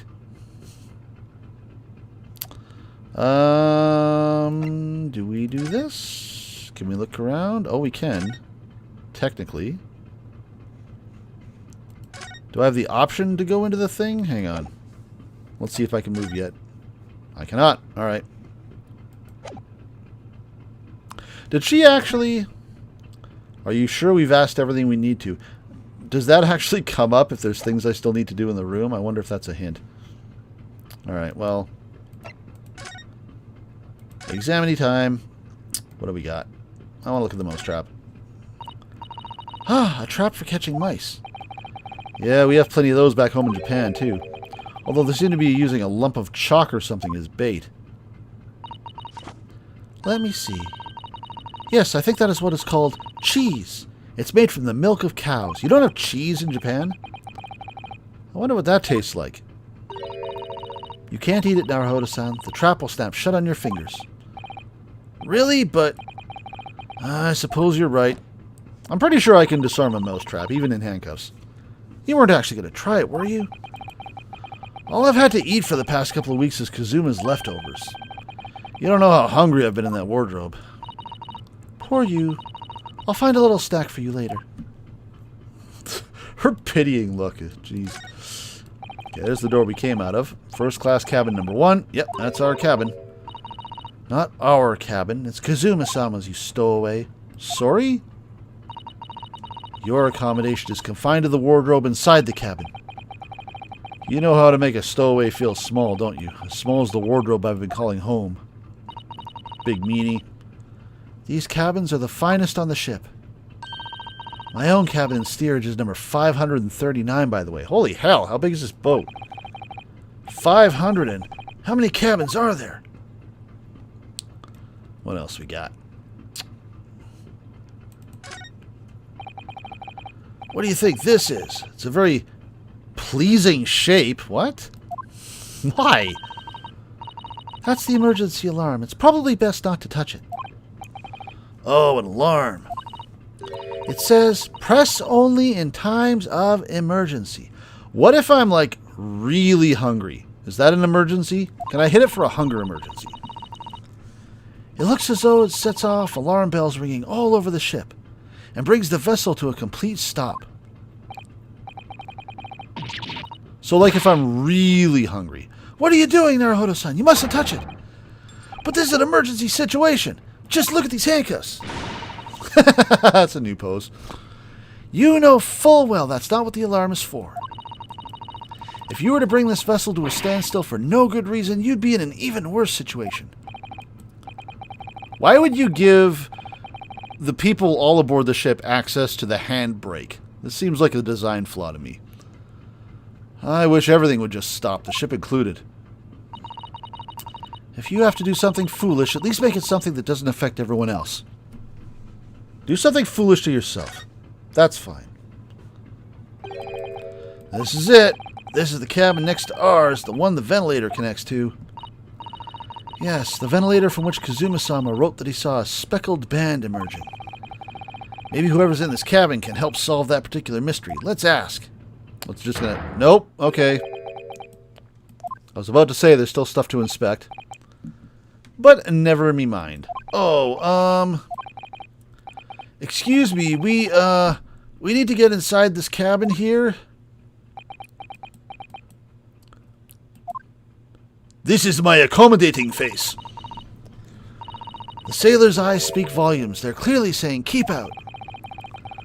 That's what I wrote on the sign we put all over the wardrobe doors. Although this man's version is definitely more effective and universal, it doesn't look like he's going to let us pass. That's a problem. Is Holmes out here now? Nope, never mind. Well, let's keep inspecting then. I wanted to do that anyway. This looks like a plan of the SS Bureau. It shows each deck. Look. The Bureau is a large-scale steamship with a triple-skinned hull. What a marvel of engineering. Let's go ram some icebergs. Well, it's been playing on my mind for a while now, actually, but how is it that such a huge lump of metal doesn't just sink to the bottom of the ocean? Oh, that's really quite simple, Naruhodo-san. It is? Well, considering the Japanese archipelago. The islands of Japan... Yes, they're not metal, but they are enormous lumps of earth, many, many times larger than this ship. And they don't sink, do they? They've been floating happily on the sea since the gods created them. Well, I suppose so. I'm sorry, is the archipelago, is it actually floating? Or is it like every other island, it just connected to the ground? I don't know. That doesn't seem quite right. Maybe I'm wrong. I don't know. That's a huge book on top of the table there, and there's a pen next to it. Yes, this looks like the ship's log. Shall we have a little look through it? I has no problem with this. The writing is so neat and precise. Every detail about the voyage has been meticulously recorded. Was it done with a typewriter? You wouldn't expect a rough and ready sailor to have such beautiful handwriting. Is it just a typewriter? And nothing. No reaction at all. I thought he might appreciate the compliment. This is my compliment appreciating face. I'm not sure that rough and ready sailor is much of a compliment, Naruhodo-san. I'm not sure that rough and ready is much of a compliment, Naruhodo-san, even to a sailor. This is my rough and ready face. Anyway, last night's log is mostly blank. Presumably that means there was nothing to report. This is my nothing to report face. What am I missing besides him? I obviously can't go out that door. What about the horn thing? Nope. Just the door and the dude? Alright. That's the way to the second class area of the ship. Is something wrong? I was thinking about making a run for it, just for a moment. Things aren't exactly going well for me. I might be wrong, but I imagine the moment you reach for the handle of the door, that burly seaman would surely shoot you dead. This is my shoot you dead face. Oh, dear, I'm sorry. Perhaps I went a little too far there. No, I started it with my talk of running away. And there's no way I could run away while Kazuma's death remains a mystery anyway. Yeah, no kidding. Well, you're the only one left, and after this I don't know what to do. We'll see if we can figure it out. Excuse me, but could I ask you something? You little stowaway murderer! That wasn't a good start, was it? Alright, let me try instead. Good day, Mr. Sailor. I'm so sorry to trouble you, but could I perhaps ask something of you? You little third-class lady's maid! Oh. We seem to have caught this sailor on a bad day, Susato-san. I am not sailor. My mother gave me name. I am senior crewmate. Beef Stroganoff. Okay. Beef Stroganoff. Yes. This is my hamburger helper face. I am senior crewman. Beef Stroganoff. Okay. We'll see how many times I can say that before I can do it with a straight face. Is that I wonder what they call them in the fan translation. If that's the same or if I don't know. I'm gonna have to look now. The best thing is just to avoid eye contact, I think. See, now you're just making me hungry, dude. I just finished talking about how I really want to eat, and now you're saying that's your name? That's just being a jerk. Mr. Stroganoff. That's not getting old anytime soon. About this first-class cabin area. Here we are in finest part of Bura steamship for very important persons. What sort of very important persons? Government officials, kings and queens traveling in secret, many important peoples. That is why I am always guarding this place. Wow, that's amazing. But somehow I let stupid stowaway inside. I want to pick you up and throw you in ocean, but Stroganoff is not animal. Thank you. If I may, I was wondering, is the cabin next to Mr. Asogi's currently occupied? Sure. Susato-san, did you understand that? It sounded like da. I think it's probably Russian for yes. Or no. One of the two. Genius. It is not permitted to visit other cabins without invitation.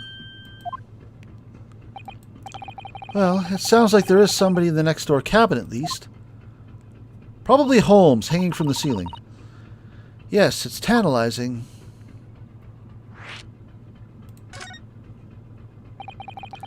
Could you tell us who's traveling in the cabin next to Mr. Asogi's? Did I not say secret? Okay, apparently I did not. His name is Mr. Grimsby Roylott. I'm not sure what the pun is there. Mr. Grimsby Roylott. He is very important Western gentleman. A Western gentleman? Do not think about it. He has nothing to do with murder of student boy. How can you be so sure about that? Mr. Roylott is authentic Western gentleman. Such man would have no interest in lowly student from insignificant Far East Islands. That was harsh. Could you tell us when Mr. Roylott came aboard? That is not your business.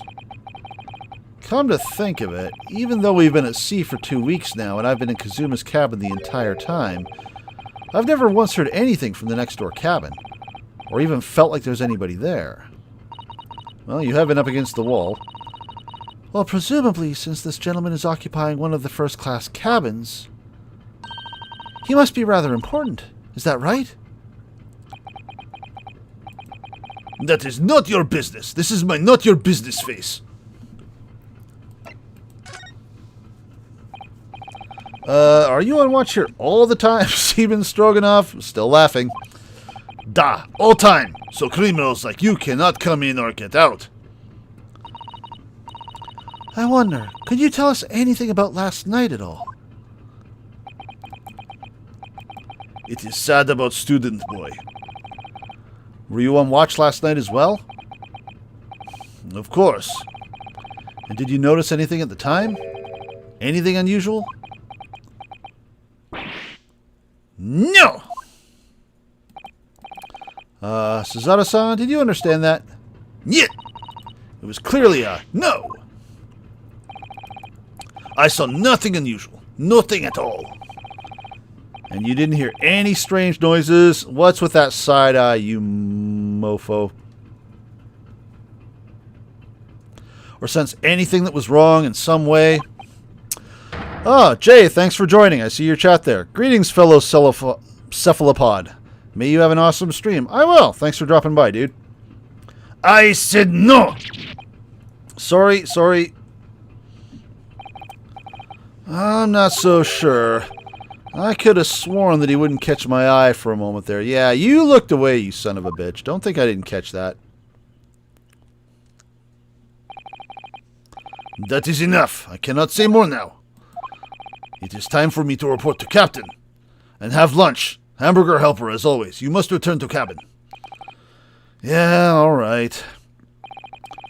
Bulkhead to second-class area is staying. Locked at all times.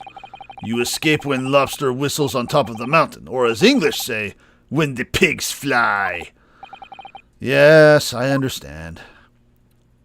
When the lobsters whistle on the mountaintop. Alright. Good. Now we can investigate this area properly, shall we? Oh, so now he leaves and we can go through the door? High security. So, stuff is gone and things are done and... Do I just get to go now? I am going to make my report. You're not allowed to move around. I'm going to leave now so you can move around. I feel like we need to spend a little more time investigating. Okay, maybe I need to examine the door again.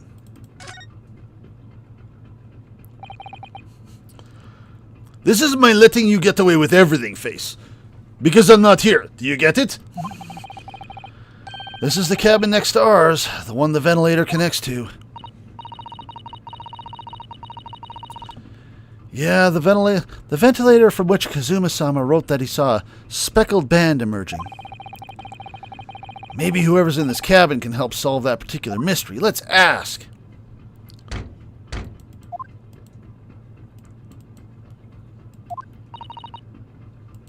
No answer. We're out of luck, it seems. There's no one in there to help with our inquiries. How annoying. Okay, there might be someone in there. What was that? It came from inside the cabin. Such a high-pitched scream. It must have been a woman. Stand aside. Oh, it's you. I'm about to break this door down. Mr. Holmes, I shan't be stopped. When the fit is on me, I revel in kicking doors off their hinges. Please, wait, Mr. Holmes. The door doesn't appear to be bolted. We could just open it. It doesn't? Then how the deuce can I dispatch this muscular urge? What, pray tell, can I kick? I think we should just go in. There's no time to think about stress relief.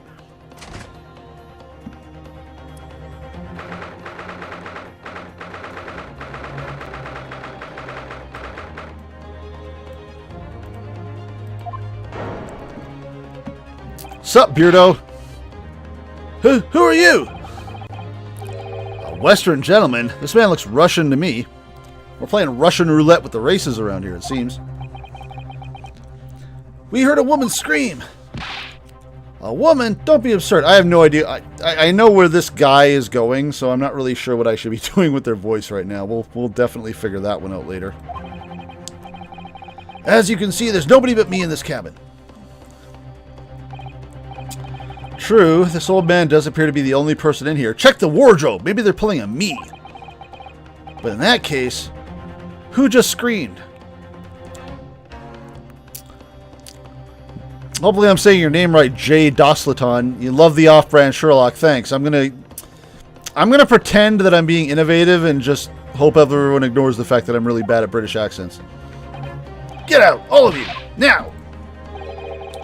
Please excuse the intrusion, but you're Mr. Grimsby Roylott, I presume? Yes, that's me, and you are? I am the one and only, the actual Sherlock Holmes. You've heard of me, no doubt? No. I am a great detective among great detectives. One who adorns the cover of popular magazines, no less. Have you read my novels? So I assume you may trust me completely. The man uses that magazine like a business card. He does. A detective? I do not trust detectives.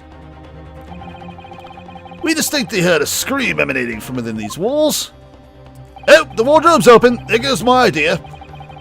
But there wouldn't appear to be a lady concealing herself within the wardrobe this time. Under the bed! Quick, check! So might I be so bold as you to open that small traveling case? What? Don't be stupid.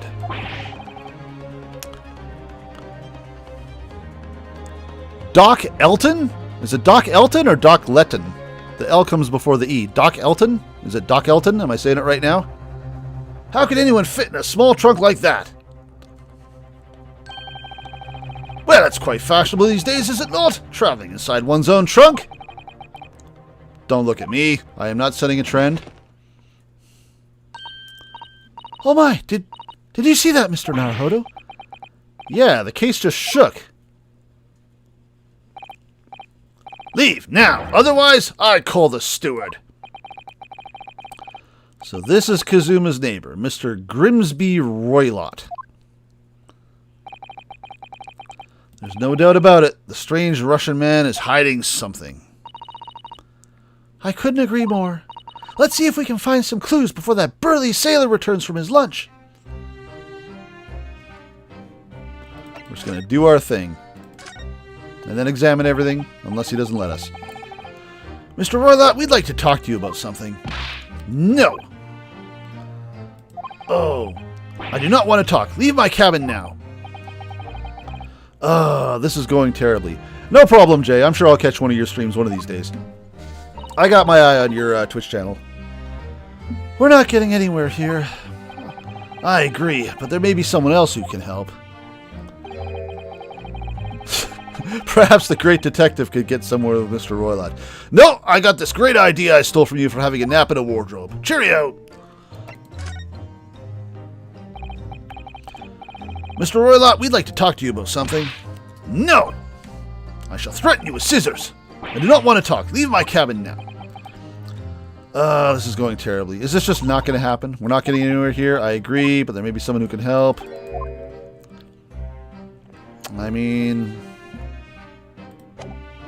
can we do other things? I'm assuming if we try to examine anything, he's going to... Yep, okay. My cabin, get out. Okay. Can we just look into your stuff, please? How about no? What a pity. I think we're out of luck. Alright, we're going to have to talk to Holmesy here. I just keep getting the same message over and over again. I've played this game before. I know what's up. Alright. Do you have a moment, please, Mr. Holmes? Righto, done with my nap. You need only address me as Holmes. That's what I just did, isn't it? Well, Mr. Holmes, what were you doing in there? Why, I was resting, of course. Indeed, I was contemplating our sea voyage from the confines of the wardrobe whilst waiting. Waiting for the inevitable time that you would need to call my great powers of deduction into service. Oh, and it would seem that the hour is upon us now. The time has come. Am I mistaken? Well, no, actually, you're spot on for once. I'm still a Russian assassin, right? Observe closely. Our Russian host in this cabin, Mr. Roylott, is clearly trying to hide something. And you know what is the most effective weapon to use against a Russian hiding a secret? Why, beef stroganoff. Why, the truth, of course. Though it should be pointed out that such methods are not exclusively for the Russians. Right. It works so well on me. Can you imagine how the Russian will react when the secret he guards so closely is exposed? Would you like to witness it? It's super fun. Oh, yes, please. Well then, what you are about to see may well astound you.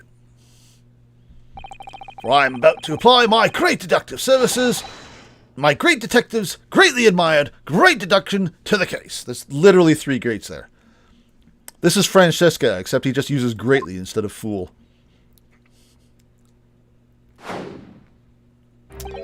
Alright, time for this fun bit. Could this man be a more hackneyed portrayal of a dubious Russian? I ask you. What? The fuck you say? From time to time it occurs to me.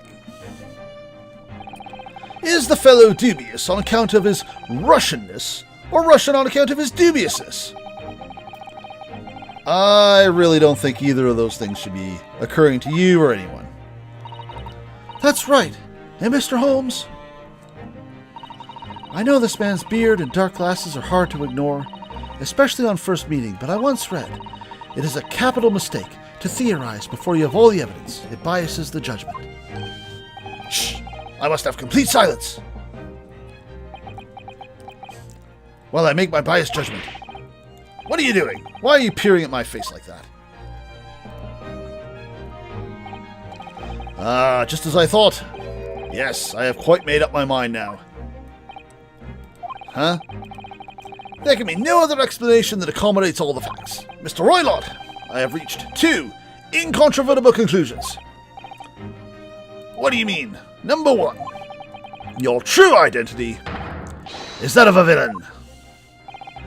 Using those shears, you are about to end the existence of something most dear. Are you not? And number 2, the other conclusion I've drawn, you are, at this very moment no less, in the midst of committing a most grievous crime. Beneath that beard, your mouth quivers with nervous tension as you realize you have been discovered. Does it not? Ah! Oh, Naruhodo-san! I never imagined I would witness one of Mr. Holmes's great deductions with my own eyes, despite the fact one happened like an hour ago.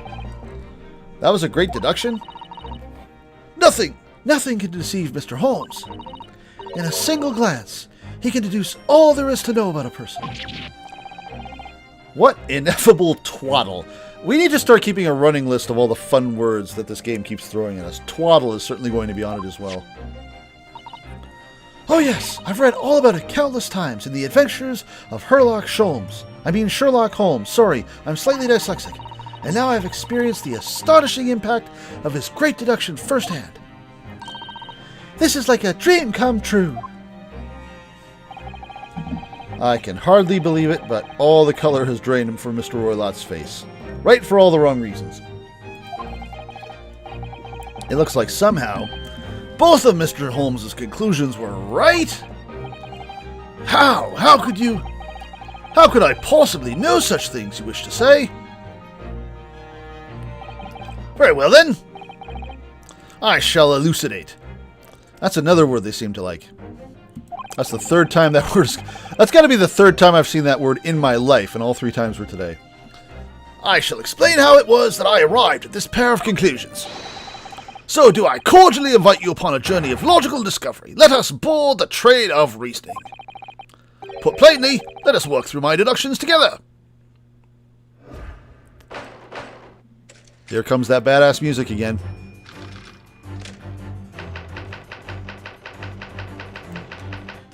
Crank that shit up. So, the dubious-looking Russian, Mr. Roylott, obviously what catches the eye in the first place, is the enormous pair of shears in your hand. I want a superpower where every time I snap my fingers there's just a spotlight somewhere. Now we ask ourselves, what could you possibly want with such an implement? The answer, of course, is staring us in the face. I've never actually touched Final Fantasy XIV. That one's that one's the popular MMORPG, isn't it? I think the only MMO I spent a whole lot of time with was World of Warcraft, and I sometimes dabble in Guild Wars 2 whenever I feel that itch needs to be scratched, but honestly I try not to touch them anymore. I haven't really found a MMO that's really made me want to put my time into it lately. The answer, of course, is staring us in the face. You were on the verge of using the shears to cut away that copious beard you sport. Now, moving on. The question then begged is this. Why would you decide to rid yourself of that magnificent beard in the first place? As someone with kind of a beard myself, I tend to agree. Once again, the answer's plain. We have clear evidence to shed light on the matter. Of course, my beard is made of something that would bleed if I cut it, so that's a little different. Regard, if you will, this morning's newspaper, in particular, the fascinating front-page article. I'm going to accuse you of being someone that I accused someone else of being doing not an hour ago. Which would appear you have read also, Mr. Roylott. Everyone is a revolutionary. I've solved the crime. I'm sure it needs no further clarification. The evidence that reveals your true identity is the article about the revolutionary. In translation, the headline reads, Revolutionary villain Bolshevik flees Russia via Shanghai. As you cannot fail to observe, the subject of the article possesses an extremely copious beard. Having noted the article yourself, you decided to remove your incriminating facial hair before it gave you away. In short, your true identity is beyond doubt. You are the fearsome Russian revolutionary himself, Villain Bolshevik. Bolshevik. This is named literally Villain. You are literally the same person as Naruhodo. Not that I've heard of you myself, you understand. You're not as famous as me. Just wanted to point that out. My dick is still bigger.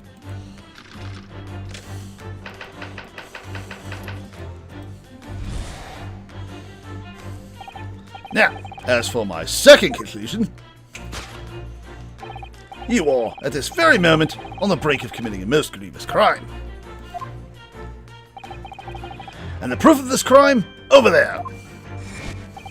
Oh yes, Mr. Roylott. Taken unawares, people have a propensity to let their eyes stray, you see. And I assure you, the eyes speak so much more eloquently and honestly than the mouth. The answer we seek lies where this furtive glance falls. The proof of your crime sits before our very eyes. Yes, that traveling case. It is time, I think, that the case be opened and its contents laid bare. No, I refuse. What could you possibly be concealing inside, we ask? By my estimation, a young lady, perhaps. One slight enough to fit therein. Don't be absurd. And what, pray, would the identity of this young lady in the travelling case be? Dear me, we are not well suited to a life of crime, are we? Your careless coup d'oeil betrays you. Once again, we need only follow your furtive glance to find the answer. Yes, the reason you refuse to open your traveling case can equally be found in the pages of this newspaper. For there's another, most stimulating article. I kept all the pictures. Also, I'm standing on a Roomba somehow. Have those been invented yet? And we turn from the fleeing revolutionary to the back page. Renowned prima ballerina of the Novovich Ballet disappears from Shanghai. Such a headline can lead us to but one conclusion. Your crime is that of abduction. And according to the article, the young lady's name is Nikolina Pavlova. She's also not as famous as me. I just wanted to point that out.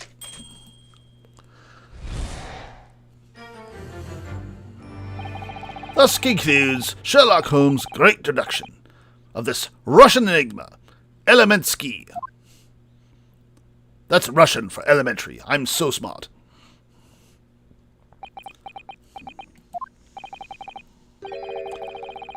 Suzuto-san, that wasn't one of the great deductions I've been hearing so much about, was it? Well, the stories are full of Mr. Holmes's brilliant deductions, you know. But that did seem a little different somehow. Excuse me, Mr. Holmes, can you come over here a minute?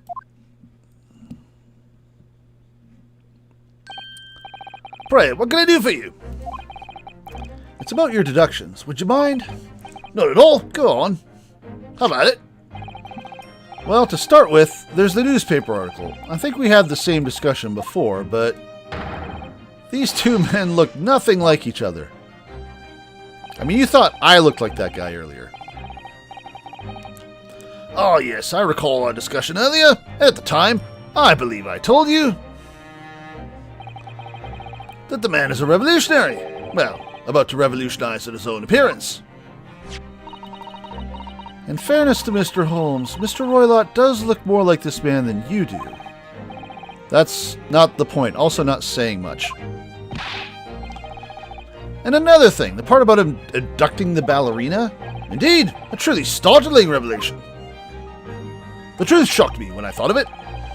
At first glance, the case would appear too small to accommodate a young woman.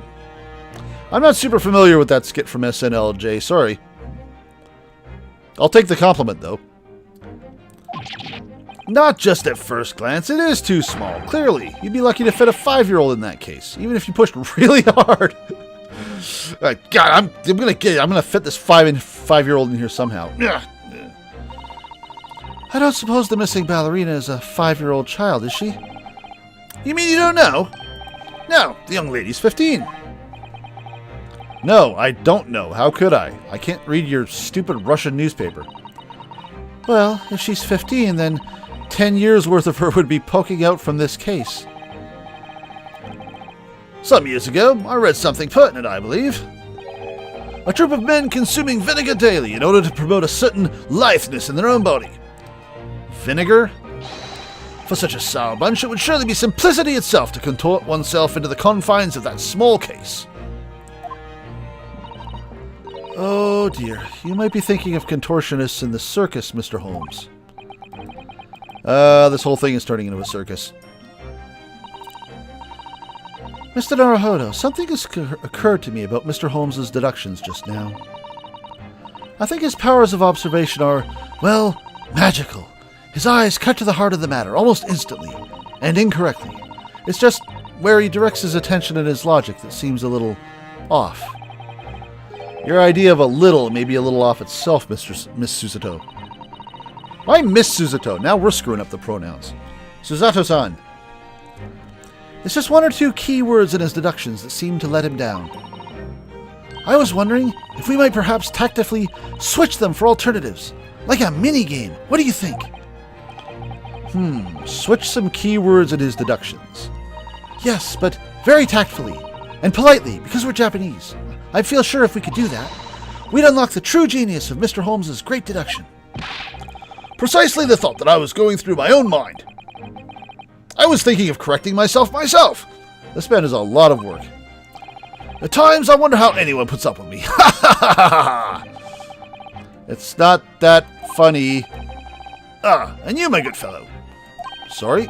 Take a moment to look at your wrists. My wrists? Ta-da! I think this is actually a reference. I haven't read a whole lot of the Sherlock Holmes books, and when I have, it was years ago, but apparently he's got a talent for taking handcuffs on and off people's wrists without them noticing. It's some sort of running gag, I think. How did you... I felt they might hinder your ability to follow me in our dance of deduction. I don't believe it. Mr. Holmes, you are a marvel. And don't worry, I shall restore the shackles to your wrists when we're finished. I'm not worried about that. In fact, I'd rather stay like this. So, let us begin. Sherlock Holmes is proud to present his logic and reasoning spectacular. I am proud to give you the option to correct me in everything that I've been saying wrong, and take credit for it all.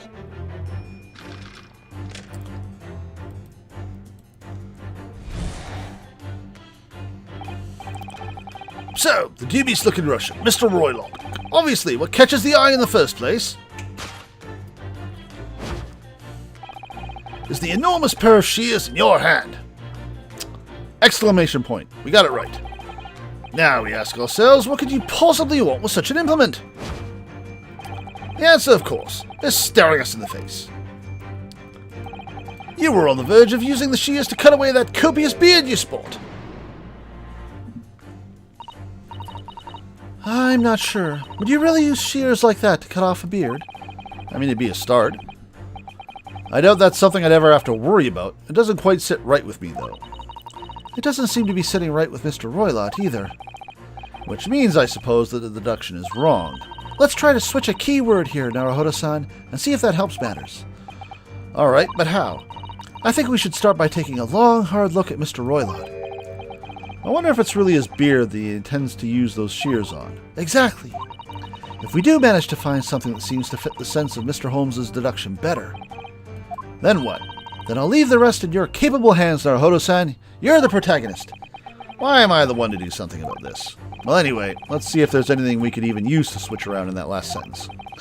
What exactly was Mr. Roylott really going to use those enormous shears for? How does this work? Okay, we spin around with the left click.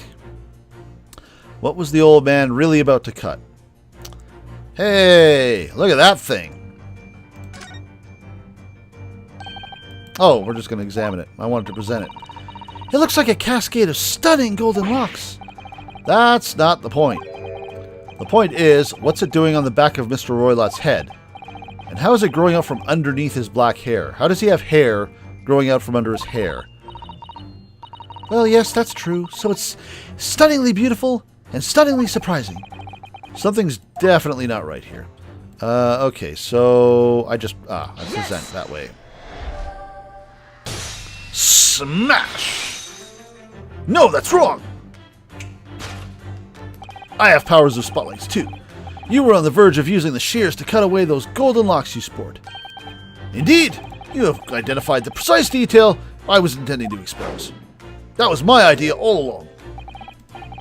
Such lush, golden hair certainly does not fit an old man. You could have just put your coat over that, I'm just saying. You're not a man at all, you're a woman. You're the one we heard scream earlier, probably. And judging from the length and sheen of your hair, one still very much in her youth. Oh no! If only I managed to cut my hair, nobody would have suspected. The question then begged is this: why would you desire to rid yourself of these magnificent locks? Once again, the answer's plain. We have clear evidence to shed light on the matter. I'm sure it needs no further clarification. The evidence that reveals your true identity is the article about the revolutionary, except it isn't, because now I'm about to be corrected. Well, that was a shock. I had no idea the old man was really a young woman in disguise, did you? What? Why are you staring at me like that? Yes, it was a surprise, Naruhodo-san. You're enjoying this, aren't you? Sorry? You look like you're in your element as you dance around the room on your Roomba, deducing the facts with Mr. Holmes. I'm just doing what we agreed. I'm not having fun or anything. No, Baka. This is strictly business. No, strictly... Yes, I understand. Say no more. Well, anyway, let's focus on this next part of Mr. Holmes's deduction, shall we? The evidence that he picked out doesn't fit the facts at all now. No, that's true, given that Mr. Roylott is actually a woman. Exactly. He, or rather she, can't possibly be this merciless revolutionary. I suppose it's because the deduction as a whole has taken a different direction now. Yes. Let's switch the evidence for something else, something that fits the facts as we now understand them. For some reason, this woman needed to try to hide her true identity. I feel as though I've either read or heard about a young woman in a situation like this recently. Alright, I'll do my best. Let's literally present the only piece of evidence that's about a woman. Yes! No, that's wrong! The evidence that reveals your true identity is, of course, the article about the ballerina. That's right, you've hit the nail on the head. I have a Roomba 2. Renowned prima ballerina of the Novovich Ballet disappears from Shanghai. It would appear that we are finally able to address you by your true name. Yeah, because your true identity is that of the Novovich Ballet's prima ballerina, Miss Nikolina Pavlova. That was a nasty stutter.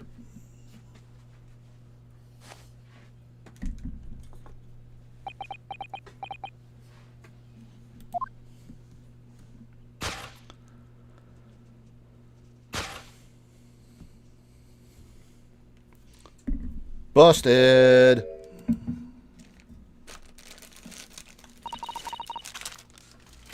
Oh, more voices. I give her a voice like beef stroganoff. We're just going to have to give her the same Suzuto voice and see if we can give it a Russian bent somehow. You're right. My real name is Nina. I mean, Nikolina Pavlova. But please, I beg you, don't tell anyone. A ballerina on the run.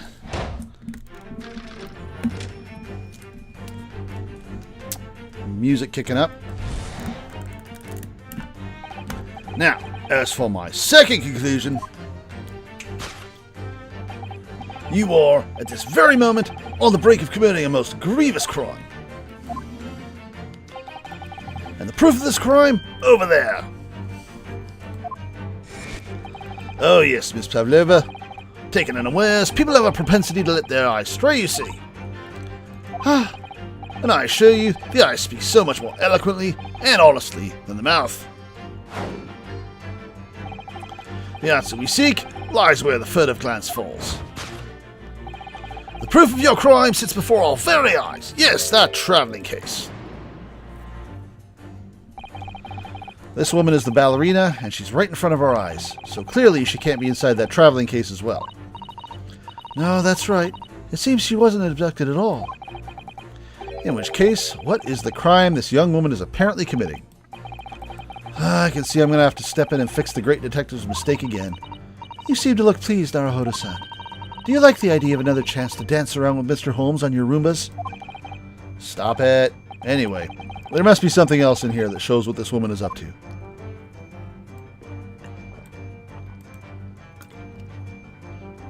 Pretty straightforward. Yes! I find in these all you have to do is really move the camera a little bit and it's all like, ah, there it is. The proof of your crime is surely this tiara. Ha!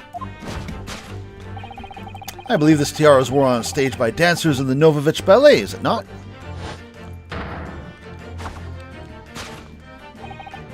Indeed, it would appear to be identical to the tiara pictured here in this newspaper article. And if the reporting is to be believed, it's an item worth 20,000 rubles. In summary, the crime you've committed is theft. Oh no! Yes, you left your ballet troupe, unlawfully taking that precious tiara with you. Ah! I have been physically smacked by words, like everyone does in this series. I have no one, no family, no friends. I am all alone, and I need money. But I did not steal Tiara. It was a present from, how do you say, an Earl of Prussia. He belongs to me. This girl is only 15 years old and she's run away all by herself. She must have been extremely lonely. Alright, I will tell you everything. There is no point to hiding it now. No, we're going to carry on. Come now. Let us not be hasty. I still have my speech and my minigame to do. What? There remains one unsolved mystery about you. Mystery? What do you mean?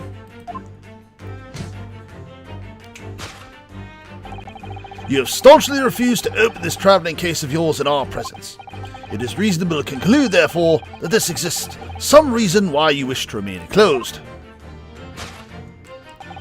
Is that not so, Miss Pavlova? My dear girl, there's no sense in playing games with me. Nothing escapes my attention. Indeed, I have a very good idea of the contents of your case, even before I had ever laid eyes on it. Dear me. We are not well suited to a life of crime, are we? Your careless coup d'oeil betrays you. Once again, we need only follow your furtive glance to find the answer. Yes, the reason why you refuse to open your case is written on the books in the shelf. I would have loved to have heard his reasoning for that. He's completely changed tack with his deduction now. I think Mr. Sholmes is adapting his logic to the changing circumstances, don't you? Maybe, but why has he suddenly brought the bookshelf into all this? It's just a wild guess, surely. Oh, do you think so? Well, it doesn't seem likely that the reason why this young woman doesn't want to open her case would have been written on a book that doesn't even belong to her. Yes, that's true, but still. Miss Pavlova certainly did cast her eye in that direction. I noticed it myself. Then there has to be another reason why she won't open her case, and it must be somewhere in the same area if that's where her gaze was involuntarily drawn. I agree, that's the only answer. Whatever she has hidden inside the case should be revealed by following her gaze in the direction of the bookcase. And it's probably this, because this is the only... Can I even move the... Oh, I can. Barely. I mean, it's got to be this. Oh, I didn't want to do that. I wanted to present. These are the rules of passage for traveling aboard the SS Bureau. Oh yeah, her case moved. There's probably a pet in there. Passengers must not keep weapons or other dangerous objects in their cabins. Pets are also strictly forbidden. Maybe it's a pet snake. Maybe that's where the speckled band came from. That was exactly the same notice in our cabin, too. I wonder what happens if you break the rules. Well, you know what happens when you break the rules. Oh dear, I'm sure the punishment will be severe, Naruhodo-san. You'd probably be left adrift in the freezing cold ocean. Or shut inside a tiny wardrobe for days on end. So I've actually been serving time for weeks now, have I? Alright, present it. Do the thing. Yes.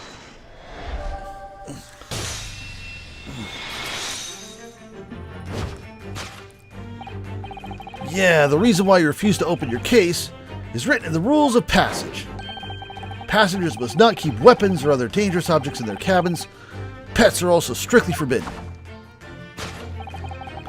Inside that case of yours is something forbidden from carriage on this vessel. That is the real reason why you refuse to open it, thus revealing its contents. Hi. And there it moves again. As we've seen, the trunk wobbles from time to time, but no weapon or other dangerous item would move of its own accord. Which leaves but one possibility, Miss Pavlova, inside your traveling case is more Roombas. Is the last item listed as forbidden in the vessel's rules of passage a pet?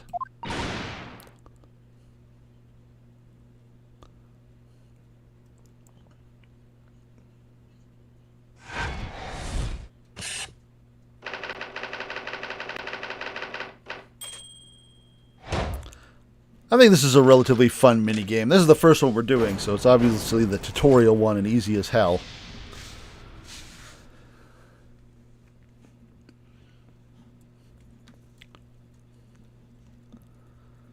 Alright, back to trying to figure out this girl's voice. So clearly, you aren't who you say you were. No, I am not Grimsby Roylott. My real name is Nikolina Pavlova, like I said before. Everything you said was correct. You absconded during one of your ballet company's performances in order to escape your homeland. Later that same night, you stole aboard this vessel. Which couldn't have been easy. The Bureau is a huge steamship with a vast crew. Could she really have stuck on board without being noticed? In order to obscure your true identity, you somewhat recklessly took the guise of an old gentleman, and you intended to sever all links with your past by severing your long hair. Yet to a woman, hair is no trifling matter. My personal recommendation is to leave well alone. Just put the coat over it. What were you thinking? So if it was just you, about to cut off your own hair, who was it that let out the scream we heard from outside the cabin? That variable tinkling of a bell? Why, none other than this young lady, naturally. Well, like a full set of pipes, if you ask me. Yeah, what was that all about? We don't have an answer to that yet. I was so scared when I ran away in Shanghai. I thought for sure they would come looking for me. That's why I decided to, how do you say, disguise myself, so no one would recognize me. As a result, you transformed yourself into that questionable old man, I see. I put on the fur hat and fake beard. Then, just before you came in here, I saw in the newspaper, right on the page, there was a picture of me. Oh, that's why she screamed. She was scared. She got reported on. I was so frightened, I couldn't stop from screaming. I knew that if I didn't change my appearance completely, they would find me. So I decided to cut all my hair as fastly as possible. I picked up the scissors in my hand and... At that precise moment, we walked in through the annoyingly unlocked cabin door. I didn't get to kick it. Can I go back outside so you can lock it and I can kick it then? Things sometimes happen like that sometimes, don't they? Things do indeed happen like that. You don't think they'd be like that sometimes, but they do. Are those two even talking about the same thing? There's just one more thing I'd like to know. What exactly do you have inside your traveling case? You were right. It is my dear friend inside. My only friend in whole world. Is Snake. Please, don't tell anyone. If the captain finds out, if you say to any of the crew. Your secret is safe with us, I assure you. But in return, you must tell us, in as much detail as you can muster, about the events of last night. We get to interrogate her now?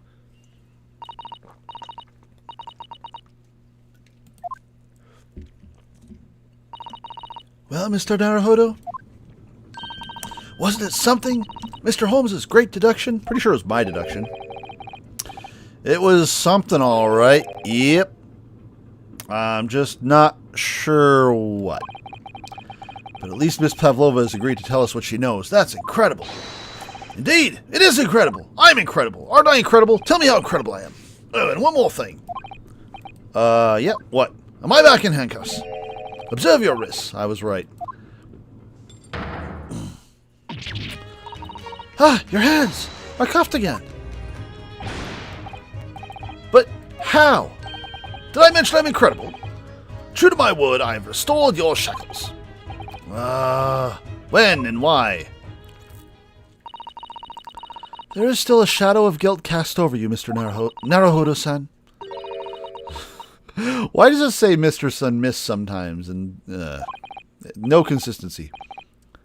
It'd be nice if it was consistent. It would be nice if we had the Mr. and the Mrs. for the non-Japanese, and these guys were Samas and Sans and such, but it keeps switching around. Anyway, let's listen to what Miss Pavlov has to say. See there, Miss Pavlov. That works. I can't go on not knowing. I have to find out what the speckled band that Kazuma-sama wrote about in his diary really was. Is her best friend really a snake? Honestly? You know, some women just have cats. Did you know that someone was killed in the cabin next door to this one last night? Good conversation opener. One of the crewmen told me this morning when I was eating breakfast. The man who died, he was a friend of mine. Oh! That's why we're trying to find out what happened. Did you notice anything unusual last night? Perhaps you heard a strange noise, for example. Perhaps people talking. Couldn't you literally hear what was going on in a hole that big? I mean, there's no privacy. Perhaps the ship was absorbed in a wild tempest. Perhaps its steam engine exploded. Perhaps everyone on board would have noticed if that had happened. Miss Pavlova, is there anything you can tell us? I don't know. I'm sorry, but all I could think about last night was what I had done and whether they would find me and if there was any beef stroganoff left. I didn't notice anything that was happening around me. Oh, I see.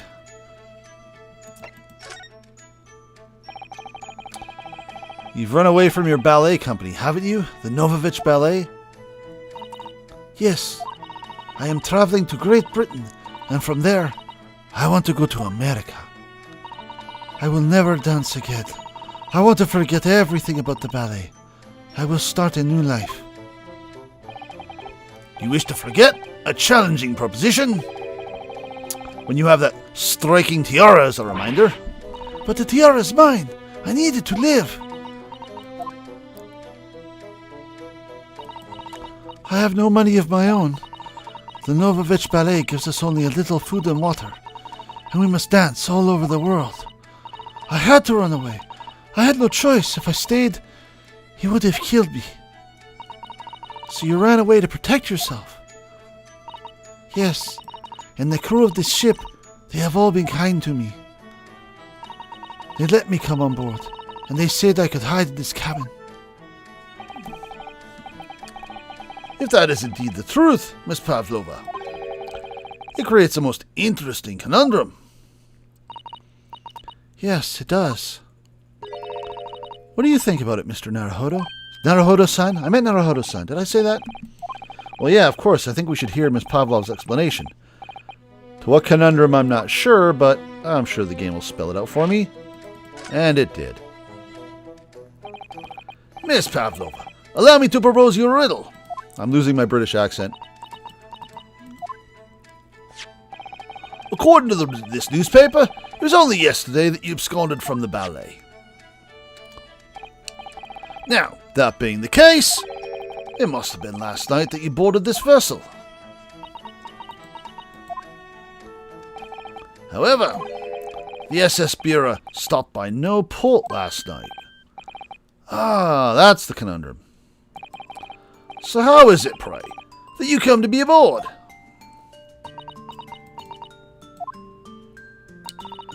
Now that I think about it, the crewman outside the cabin acted very strangely when we mentioned that. It was just after we asked him about when the occupant of this cabin came aboard.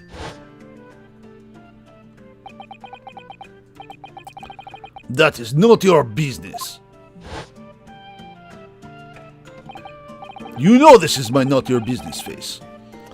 Yeah, you're right. He did seem to be hiding something.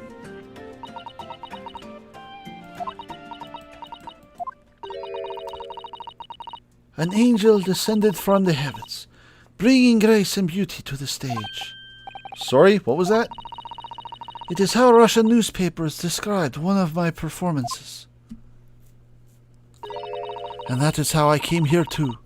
I descended from the heavens. Because I am an angel. Hey Holmes, we got someone else here who believes their own press. Considering English isn't your mother tongue, your description is very vivid. Mr. Holmes once said, I never can resist a touch of the dramatic. It seems Miss Pavlova is the same. Yeah, they believe their own press. A genius descended from the heavens, bringing grace and beauty to detection. Words once said about myself. By me. A quote from a wonderfully extravagant advertisement for the adventures of Sherlock Holmes, in fact. Yes, Mr. Showy. Mr. and Mrs. Showy. Anyway, it doesn't look like Miss Pavlova is going to tell us what really happened. So the friend you mentioned is inside your traveling case, is that right? We're probably going to go... I'm sure there's a to be continued coming up at some point, so we'll probably end the stream there. I feel we're due for one. I don't think animals are allowed on board, according to the rules of passage. Oh, please, don't tell any of crew. If they found my precious... Then the burly Russians would bestir themselves in unison to throw you and your case overboard, no doubt. Ah! So reassuring, Mr. Holmes. But what sort of pet is your friend? A little puppy? Is it? Isn't it? I want to see the puppy. Maybe an adorable little rabbit? Ha! You credit Russia as a land with small rabbits, do you? Oh, don't they have rabbits there then? You may well ask. I have no idea. Ha! You two are miserable bunglers when it comes to understanding the nature of young ballerinas. Friends? Isn't it obvious? It must be a chicken. Consider the benefits. A rousing wake-up call, daily fresh eggs, and when adversity strikes, it can satisfy the needs of sustenance. So you'd eat your friends. I'll remember that. What the hell is wrong with you all? Well, it would appear this friend's identity is a closely guarded secret not to be revealed.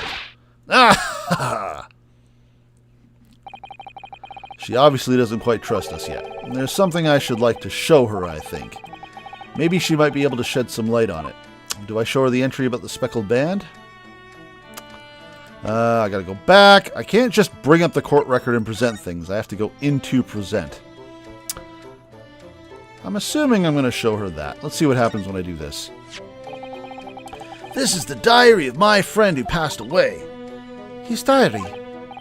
Yeah, and he wrote in it last night before he died. Something a little unusual. It reads, 1:23. I can hear a faint whistling sound. Yeah, not sure what that is. And then a few minutes later, 1:35 a.m., what looks like some sort of speckled band is dangling from the ventilator grill. A speckled band? I don't understand. It's strange, isn't it? But the ventilator he mentions joins to this cabin, you see. It's up there on the wall. In other words, this cabin and the victim's cabin are connected together. Oh! Miss Pavlova, has something occurred to you? Does the speckled band the victim mentioned mean something to you? Or the whistling sound, perhaps? No. I don't know anything. Oh.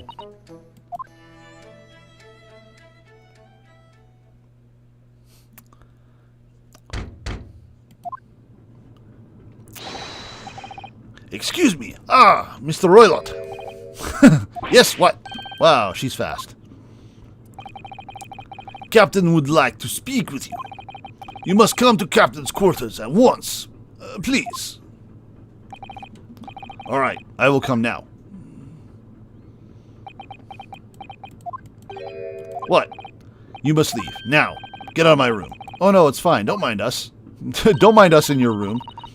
Yes, please don't worry yourself, Mr. Roylott. Get out!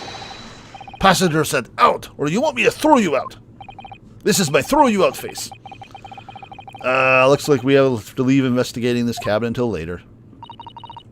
What a pity. I should have examined things before we left. And so we lost our chance. Having still not managed to investigate Miss Pavlova's cabin, we were unceremoniously chased out. That is to say, we were quite literally picked up and thrown into the passage outside. Ha, you little small Japanese people get tossed real easy. Well, I figured there was a to be continued coming. Now is a pretty good time. We've been streaming for over 2.5 hours. But again, I am enjoying myself. I'm sorry again about missing the music for the first about 15 or 20 minutes there.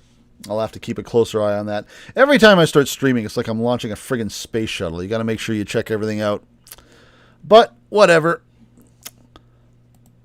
We will continue this probably... I think I might be able to get away with this Monday. I would have done this on Tuesday if that's the regular day for this, but I got clients on Tuesday because Tuesday was when we did it this week. Monday I'll be a little less busy, so I can get away with it then. So we will probably pick this up again Monday. I'm probably going to play Terraria again Sunday because I'd like that to be the chill day when I'm just messing around doing nothing. So again, that's not a stream for entertainment. That's more a stream for just hanging out and relaxing and just chilling out and playing in the background. Just, you know, kind of a day. If anyone wants to drop by and talk about stuff, that's a great day to do it because we're going to be basically doing nothing. But the next hypnosis track will drop on Tuesday. I think I'm just going to keep releasing those on Tuesdays. And that'll be the regular Tuesday thing, because those are just premieres. Those aren't live. We may do a live session one of these days. Maybe when we get more audience going. The next game that I actually play, like the shorter game, not a big, long Let's Play kind of thing, I'm still toying with a few ideas. We may play Celeste. I want to give that a shot. I haven't had a chance to try that before. I've got a few other options that I'm throwing around. I want to try to not do stuff that's too long. I mean, things like Skyrim have occurred to me, but that'll obviously be one that I would play for a long time if I get into it. Skyrim is another game in my Steam backlog that I haven't touched ever. I've got so many games in my Steam backlog that I just have never even installed. When it comes around to October, we'll be going into a more of a horror bent. I actually want to play some of the Resident Evil remakes because I haven't had a chance to do that. When I was way younger, I actually played Resident Evil 2 a lot when I was a kid. So I'm curious to see what the new version of that is like actually. But I want to play Resident Evil 1 first because that just makes sense. I also want to play Corpse Party, like right on Halloween. That'll probably be a specific Halloween thing. But in the meantime, you know, I'm also trying to do a few collabs with some other people online. I don't want to necessarily broadcast that stuff yet. I don't want to necessarily jump right into streams with people, but there's some people like Jay. Thanks for dropping by. I saw you in the chat quite a bit there, obviously. And, you know, just seeing what happens. Maybe some collabs will start to happen later. Maybe they'll happen sooner. We'll see. But, yeah, stick around, subscribe. If you don't subscribe, you're not going to know what's going on. I'm still trying to get a regular schedule, so if you want to find out what's happening, subscribing is the best way to do it until we hammer things down, because I am a hypnotist in real life, and my schedule is a little bit all over the place. I see people by appointment. I have shows every now and then. Those are obviously going to dictate when I can and cannot stream, so make sure you're subscribing. You can follow me on Twitter. That link will be in the description as well. And when you do stop by, hey, you know what? Say stuff in the chat. The nice thing about me being an indie VTuber with almost no followings is that when you say stuff in the chat, you know what? I'm going to notice you. I'm going to say hi. I'm going to appreciate that you're here. So thanks again for coming by. We're going to wrap things up. I'll see you guys around next time. Take care.